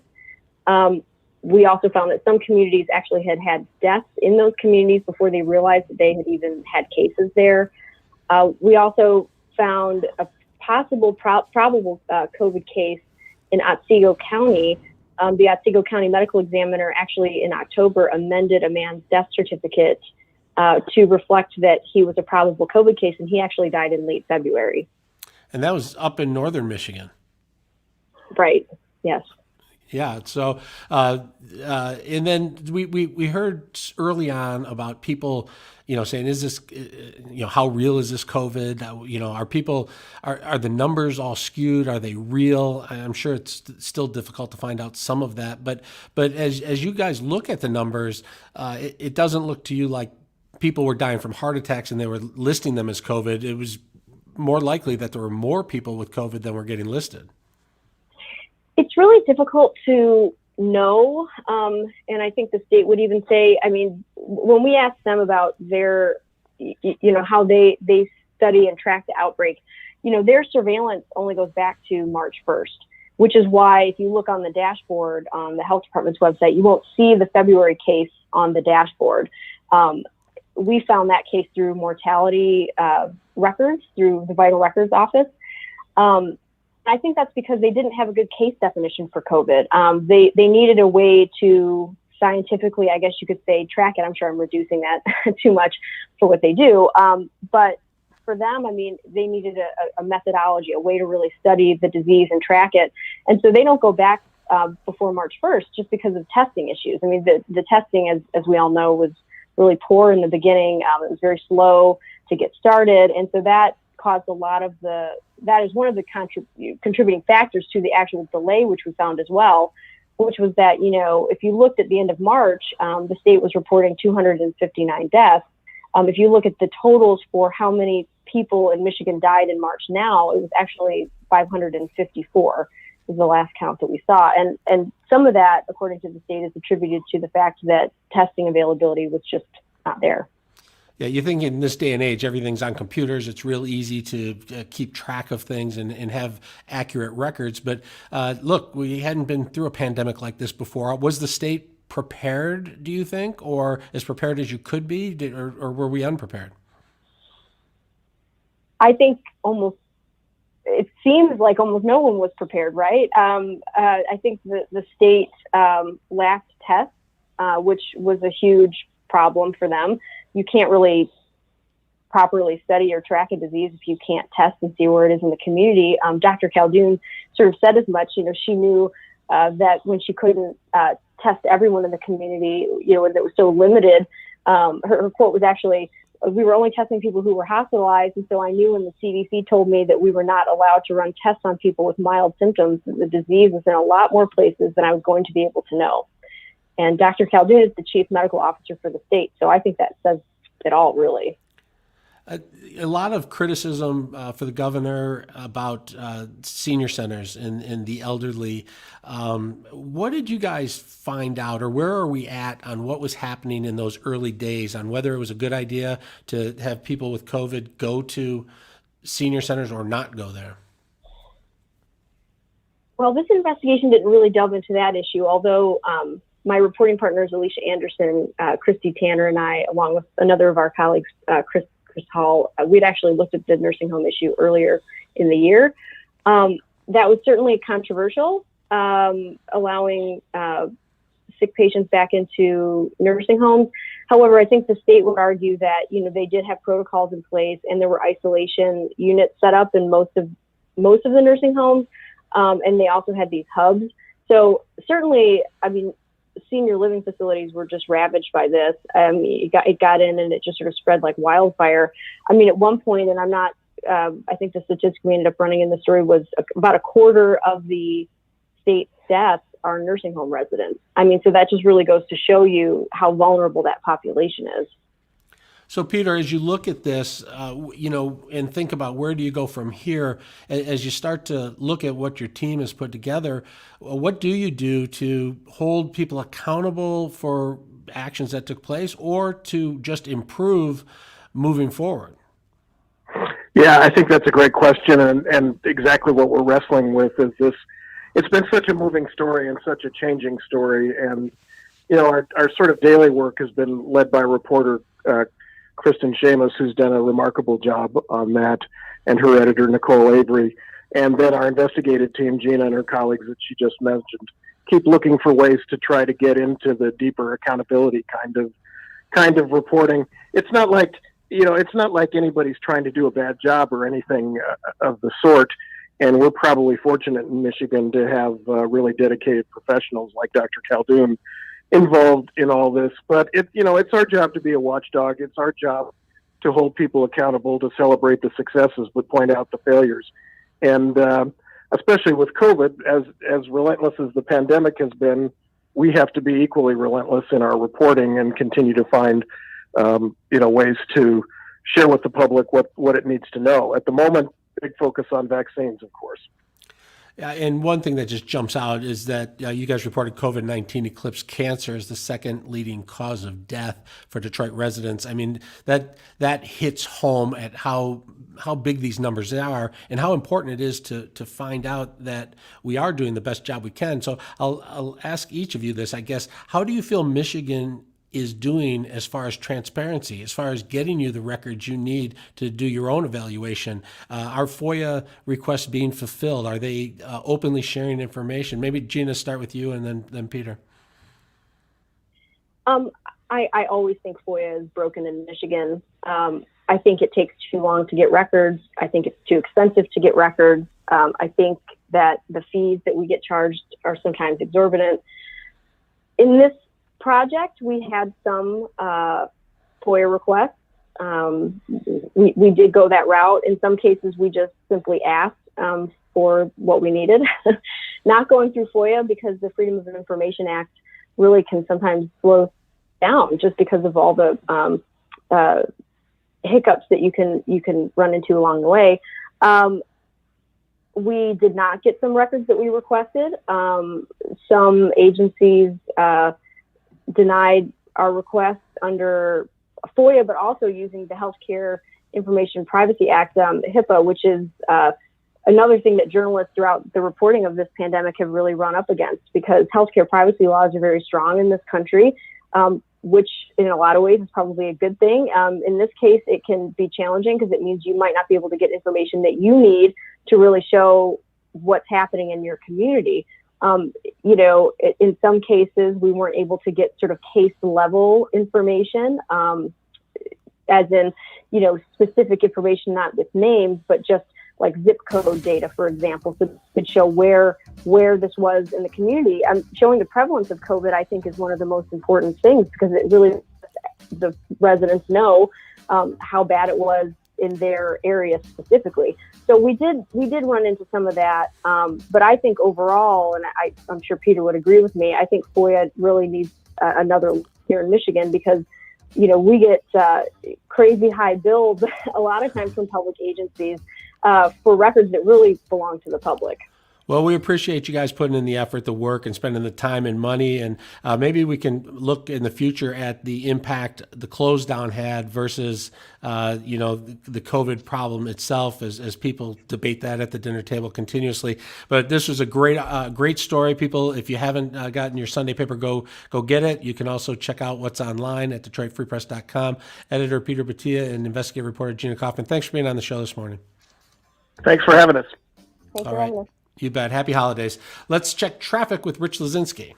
This report is sponsored by BetterHelp.com. Is there something interfering with your happiness? Visit BetterHelp.com/feelhappy for 15% off your first month. Join over 1 million people who have taken charge of their mental health with the help of an experienced professional. That's BetterHelp.com/feelhappy. WJR Traffic First is sponsored by Chris Furniture. Chris Furniture wishes everyone a joyful holiday with family and friends. They are grateful to be celebrating the joys of Christmas, the birth of Jesus Christ. Chris Furniture wishes all a blessed, peaceful, and joyous holiday. Merry Christmas and Happy New Year from them. Out in Ingham County, Cedar Street is closed in both directions between Edgewood Boulevard and East Miller Road due to an accident, and another wreck blocks 2 lanes on I-96 eastbound between I-496 and Okemos Road. Now, WJR Weather First from the Weather Channel. Cloudy. It's 34 degrees. I'm Rich Luzinski, WJR News in about a minute. Hi, I'm Rick Edelman with a warning. Millions of people are buying stocks they think are low in price. Watch out. A lot of investors have no idea the risks they're taking. But you're holding steady, right? You haven't made a trade all year. That could be a problem too. With COVID on the scene, you might need more in cash than before. Maybe you need to reduce your market risk as well. Are you sure your portfolio is COVID ready? Call us at Edelman Financial Engines and let's review your investments and your entire financial situation and see if you're in good shape as this crisis continues. It's not the time to go it alone. Call us at 888-PLAN-RIC. Talk with one of my colleagues here at Edelman Financial Engines. We'll review your portfolio and make sure you're ready for what comes next. And we'll help you get through this crisis just like we've helped clients get through every crisis for the past 35 years. Call us at 888-PLAN-RIC. That's 888-PLAN-RIC. Online at ricedelman.com. This report is sponsored by Compassion International. We're all feeling the weight of COVID-19. But for kids in poverty this Christmas, things are desperate. Bring joy to a child when you make your special year-end gift to Compassion International. Just text GIFT to 83393. That's GIFT to 83393. Moderna's coronavirus vaccine continuing to be distributed throughout the country. Fox's Ashley Strohmeyer is reporting from New York City. 6 million doses of the Moderna vaccine were shipped out from a distribution center last night. They are expected in hospitals all across the United States. Now, just in New York alone, nearly 350,000 doses, 350,000 doses are expected just this week. Now, Moderna was authorized by the FDA just 3 days ago. And unlike Pfizer's, Moderna's vaccine, it can be shipped at those normal refrigerator temperatures, whereas Pfizer's was much, much lower. Healthcare workers are first in line to get this vaccine, which will then be available for the New York City Fire Department, EMTs, and the NYPD. After months of political wrangling on Capitol Hill, Congress reaching a deal Sunday on a $900 billion coronavirus stimulus package. They have formally reached that agreement here, which they've been pursuing practically for weeks here. Mitch McConnell came to the Senate. So there's a story in USA Today about kind of what's going on with your parents and their mystery gifts that they've been receiving. Really? Yeah, there's a story that says that there's a protocol for what to do if you receive a gift and there's no card. Oh, nice. Yeah. So there's a lady she's the founder of the Protocol School of Palm Beach in Florida. She's been in business since 1998 and offers individual and corporate etiquette classes. Ooh. So if you don't get a card, you don't know who to thank, right? And that's the other thing. Right. You send a gift, and then if someone doesn't say, thanks, I got it, you just Right. wonder if they ever got it. Yeah, it says here if you receive a gift through the mail but are not sure who it's from, what's the first thing to try? And she says call the company that it was sent from and see if they can give you information about the sender. Which I don't think they would. A company probably would not do that. No, I don't think they can. I don't know. Huh. Well, I guess can't you? I don't know. Can't you send it in a way where there's verification that it was received? Yeah, that's what she says. There's a tracking number on every single package that goes out. Let's see. Then it says, turns out the company can't tell you who sent it. What now? Then she recommends you take a moment to think about who might have sent that gift. If it was only sent to your home and only a limited amount of people have your home address, then it's likely one of those people. If you received it at work, it's probably someone outside of your inner circle. Well, can you go with social media now? Can you say, I got a wonderful gift? Right. I'm not sure who it did. The card was lost. So thank and you, she said, everybody. Right. Or... And then she says that, but then she's like, what if you got it from your grandmother in Iowa who's not on social media? Or just other people start taking credit. Oh, I'm so glad you got that. When I saw it at the store, I just thought of you and you didn't even send it. Right. It says, once you determined which group is the sender it's probably from, then you send out a mass text to these people. Yeah, I tell you, there's going to be a lot of people hanging out by their porches, just watching for the FedEx trucks this week. It's tricky. I saw some photos. I don't know that they're legit or not, but they were pictures supposedly from inside a mail distribution center and just packages everywhere. Really? How they're going to find enough people to get all that stuff out and get it to the right place. And the mail is amazing that I know. I don't know what a stamp costs these days. I don't know. Is it like 47 cents or something like that? I think it's $55 for 100 stamps. So whatever that breaks down to. 55 cents. So but that you can throw something in your mailbox and it'll be in California in a couple of days for 50 cents is pretty amazing. Right. All right. I'm going to get your next guest on the phone here. Sounds good. And investing, finance, and retirement talk. This week we'll be talking end-of-year item checklists, so tune in to The Rich Paul Show, Saturdays at 9 a.m., Mondays at 7 p.m. here on WJR. Hi, folks. Craig Hubble, General Manager at Crestview Cadillac in Rochester. This is the month I want you to be driving a new Crestview Cadillac. You know, your safety is our top priority here, and I have a ton of 2020 and 2021 Cadillacs in stock ready to deliver to you tonight, fully sanitized. These are the best prices of the year, and we're experts at employee pricing. We pull ahead Cadillac leases every day, and you'll always get a Cadillac loaner here. Call us now, see us on Rochester Road or at CrestviewCadillac.com. Hi, Frank Beckman here. And as you know, I've had a neck issue pop up once again. I woke up, my neck just wasn't right one day. So I called my friends at the Restore Wellness Center, and I was able to get in right away. What I really love about the Restore Wellness Center, besides that it helps relieve my pain when I go there, is I feel safe when I'm there. They've got enhanced safety and screening protocols in place. They've got them right there when you arrive, and their offices are cleaned and sanitized for the safety of everybody, their employees and you. Their technicians go through extensive training across the country, and they're the only manufactured, trained, and certified laser specialists here in Michigan. At the Restore Wellness Center, they relieve pain from chronic conditions like arthritis, tendonitis, muscle strain, and a whole lot more. So don't just deal with the pain and sit around waiting for it to go away. Get rid of it. Call the largest, most experienced laser treatment center in Michigan. Receive your first treatment free. Locations in Bloomfield, Brighton, and Shelby Township. Call 800-935-5959 or visit RestoreWellnessCenter.com. Restore Wellness Center. What do you need restored? Now back to more Paul W. Smith on WJR. Once again substituting, here's Kevin Dietz. Well, we learned this weekend that the Tennessee Titans are a pretty good football team. They took care of the Detroit Lions 46-25. A lot of people keeping their eye on the sideline before the game to see if quarterback Matt Stafford would play, and he did. And he seemed to start out okay, but it wasn't nearly enough. And here to break down the game is our good friend, play-by-play voice Dan Miller and Steve Courtney. Good morning, guys. Good morning, Kev. Indeed, you had a couple of quarterbacks at the beginning of this tilt pretty much throwing it well. Matthew Stafford, again, a gritty performance with the rib, the thumb, what have you. He would go on to throw for 252 yards and a score. Ryan Tannehill, no slouch, 273 yards to go along with 3 TDs. Basically, you had a couple of offenses taking advantage of questionable defenses. As any time a defense allows the opposition to go 9 of 11 in third down situations, the result will not be pretty. That was the case in Nashville yesterday. Let's talk about it with a voice. Danny, how are you this morning? I'm doing well. How are you? Everything is well, sir. Yeah, it was one of those deals, and we talked about it in the postgame. An all too familiar scenario for this 2020 Lions team defensively. Just didn't even come close to getting it done.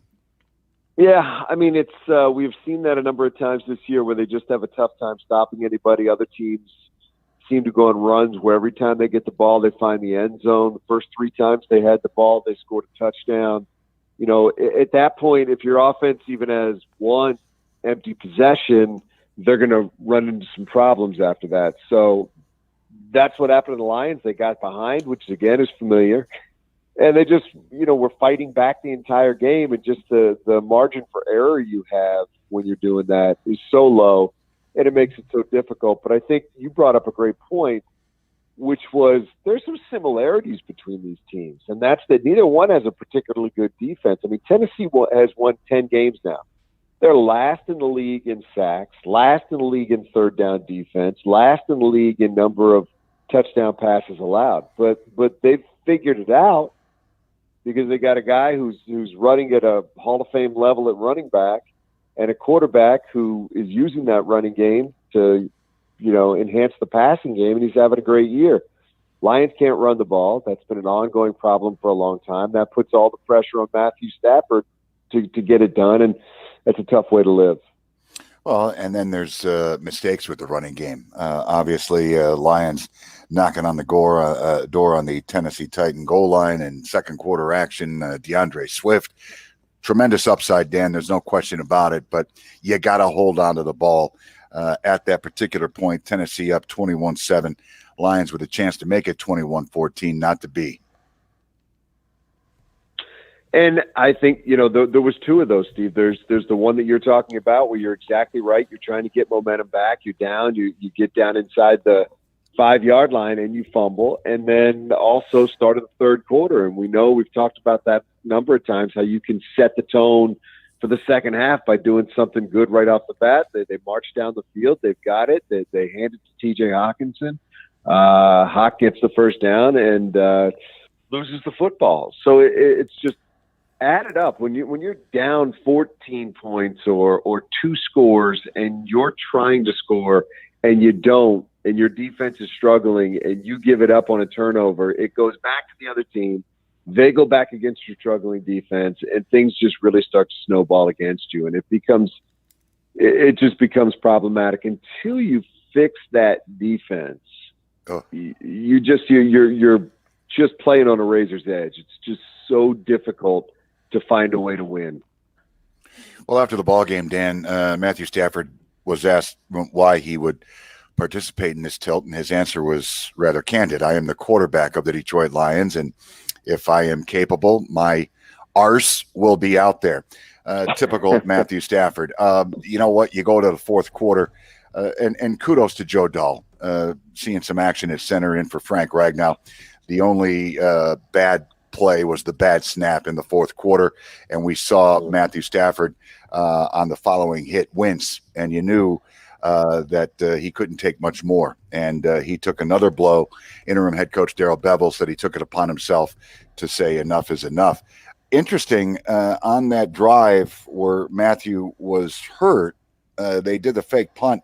Boy, it looked like C.J. Moore got the line to gain, for crying out loud, and I was waiting for that red challenge flag to come out, but it never did. Yeah, I would have challenged that, and I said that on the broadcast. And we, during the break, with the TV feeds that we were getting, got to see a number of replays, and it certainly looked like, to us at least, he had twisted his body and kind of kept himself off the ground and extended that ball and hit the line to gain. Now, I don't know if New York would have agreed with that. We got a number of good looks at it, but here's the situation. You're down 2 scores at that point. If you don't get the first down, you're giving them the ball on your 30-yard line. And your defense hasn't stopped anybody for the most part most of the day. They ended up scoring on 7 out of 9 possessions. I just think, to me, at that point, as close as it looked to us, it was 100% worth a challenge, because the what was going to happen if you don't convert there was just that this thing was going to get significantly worse, and you were in a desperate situation, and the cost would have been 1 timeout. And I just I thought the risk was well worth the ultimate penalty if you had not gotten it right. And I definitely would have challenged that. It's tough. They granted, oftentimes those don't go your way, but I thought there was enough there to have them take another look at that. And as I said, the downside was significant enough that it made sense. Well, New Lions corner Alex Myers getting a lot of screen time nationwide today. Unfortunately, it was because of the stiff arm delivered by Derrick Henry. What are you going to do? Danny, playing out the schedule. Up next, a little visit from Tom Brady and those Buccaneers. Lions going in 5-9. Appreciate your time. All right, guys. Thank you. We'll talk soon. All right. The Voice, Dan Miller. Kev? All right, Steve. Merry Christmas, Dan. We'll talk soon. Let's take a quick break here on the Paul W. Smith Show and check traffic with Rich Lazinski. This report is sponsored by the Exergen Temporal Scanner. These may be uncertain times, but what is certain is that every family needs a reliable thermometer. Protect your family with the Exergen Temporal Scanner, the only home thermometer used and recommended by hospitals, physicians, and clinics. Stay safe with Exergen. WJR Traffic First is sponsored by Primetime Testing Laboratory, in need of testing the automotive project. Primetime Testing Labs are the industry's best incomplete automotive testing services. They guarantee on-time delivery, accurate result reporting, and are A2LA accredited. For your automotive project, get a free quote at primetimetestinglab.com. That's primetimetestinglab.com. Out in Ingham County, Cedar Street is closed in both directions between Edgewood Boulevard and East Miller Road due to an accident, and another wreck blocks 2 lanes on I-96 eastbound between I-496 and Okemos Road. Traffic is only getting by on the left shoulder. Now WJR Weather First from the Weather Channel. Here's your forecast. Cloudy out there this morning. After lunchtime, scattered snow showers expected to move through. We could see some rain mix in before they taper off into the evening hours. Middle to upper 30s this afternoon, 32 tonight. Sunshine mixing in with the clouds tomorrow, upper 30s. Partly sunny, upper 40s Wednesday. From the Weather Channel, I'm meteorologist Ken Boone on News Talk 760 WJR. Join Children's Foundation President and CEO Larry Burns as he talks with local, regional, and national leaders about children's health on Caring for Kids. Tuesday at 7 on WJR. Visit WJR.com/kids for more information. With all the giving you do during the holidays, wouldn't it be nice to experience something that gives back to you? Visit Lincoln of Troy and experience the feeling. Kev, are you a fan of roller coasters? Yes, after I'm done with the ride, but not while I'm waiting in line to go. There's an article in the USA Today about the 18 highly anticipated roller coasters planned for 2021. Ooh, okay. Do we got any in the Midwest? I'm looking to see Cedar Point or right now. Six Flags, or there's one that's going to be at SeaWorld. SeaWorld? That looks in California. There's one that's going to be on a cruise ship called the Bolt. Whoa. This is going to be the first roller coaster at sea. I'm not going to be the first one to ride that one. So there's going to be one in our SeaWorld Orlando. Would you get a little bit of wind gust out there on the cruise ship? Yeah, there's another one that's in Florida. Let's see. This one is in Six Flags in New Jersey. So are they going for speed? Or are they going for height? Or are they going? They're going for speed. They're going for one that goes backwards. This one's this one. Let's see. There's one in There's one in Legoland in New York. Okay. I would think that would be. That's for kids. That one looks that's weak. That's kids. I would think that'd be big business for that AR, that artificial intelligence, or that. Yeah. That would we put the goggles on and go for those rides. There's one that looks pretty cool called the Pantheon in Busch Gardens in Williamsburg. Is that Virginia or? All right. Yeah, in Virginia. There's one in Phoenix that looks cool. There's one in Idaho. Universal. No, nothing at Cedar Point or at Kings Island. Is Kings Island even still around in Cincinnati? I don't even know. I went there as a kid, but I don't know. I don't know. Huh. Your next guest is on the line and ready to go. We're coming back here. Hang tight. Sounds good. Your eyes. That was it. Her family was devastated. It was awful. But with time, Very, very gradually, she began to come out of that coma. She still was unable to speak or even move. but with the help of Oxford Recovery Center, I thought it might be just what Leah needs, and I was right. It worked. from autism to brain injury, if it needs healing, it needs Oxford Recovery Center. And everybody's so friendly, too. That's one thing that Leah remarks all the time. Everyone here's so nice. The new Brighton facility or in Troy at 248-486-3636 or visit oxfordrecoverycenter.com. Don't ever give up. Oxford Recovery Center, where healing begins. Now back to more Paul W. Smith on WJR. Once again substituting, here's Kevin Dietz. It was like a college football season like no other. For in the beginning, it looked like there might be no season at all. Then we went to in-conference only play, to week-by-week cancellations due to COVID-19. Not easy for anybody. The Spartans ended up 2-5 on the season, and here to break it all down is head football coach Mel Tucker and Steve Courtney. Good morning, guys. All right, Kev, thank you very much. Like you say, a season like no other. As a matter of fact, your Michigan State Spartans supposed to wrap up the regular season this past Saturday night in College Park against the Terrapins of Maryland. But just like their originally scheduled game at College Park on November 21st, canceled due to COVID-19. Let's start our conversation with a fine head coach right there. How are you, sir? I'm doing great. How are you? Everything is well. It has been an unbelievable season, Coach. Hopefully, we don't go through another one. And we get official word from the fine athletic department at Michigan State yesterday that there will be no bowl for the Michigan State Spartans, instead concentrating on the 2021 season. Coach, I know how much that bothers you because bowl season is the heart of college football, but moving ahead, probably the thing to do. Yeah, first and foremost, I'd like to thank our medical staff for everything they've done for our program this season. We were extremely fortunate to be able to have the opportunity to play football this fall. I'm proud of all of our players, the way they handled themselves during this difficult and very challenging year. They endured a season like any other we've seen before and worked hard to remain diligent and following all of the safety protocols. The time we had to work with the players in practice and coach them in games was invaluable for us in establishing our culture here.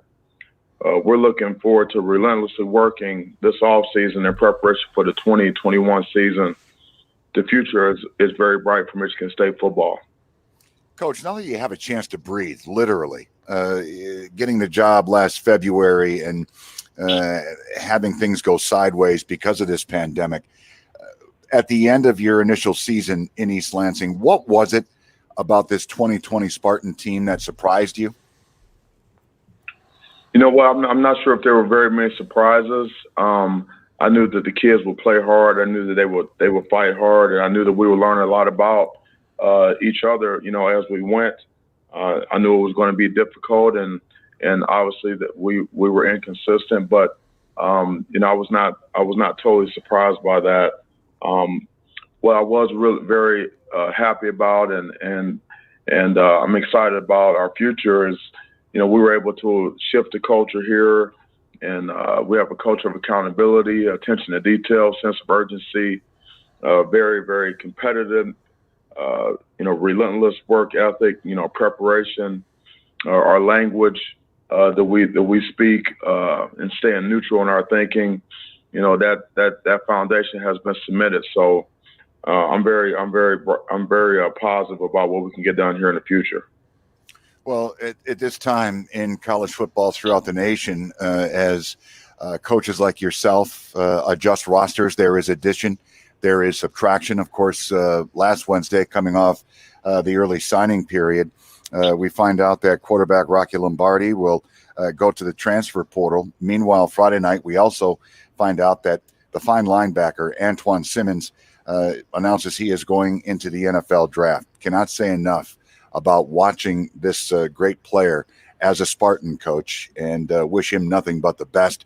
You talk about a motor. He ain't nothing but motor.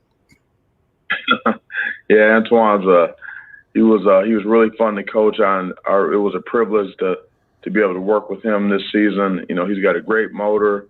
He was an outstanding leader for us, led by example. He's also a vocal leader for us. Very consistent in his preparation. He practiced hard and he played hard. And I'm looking forward to seeing what he can do at the next level. You know, as you prepare for the 2021 season, again, we've got the vaccines out, coach, and we've got some things potentially going in the right direction. But is there any mandate from the NCAA or Big Ten as to what the protocol is for college football teams moving forward? Yeah, we'll have some type of testing protocol in place when we start back this second semester.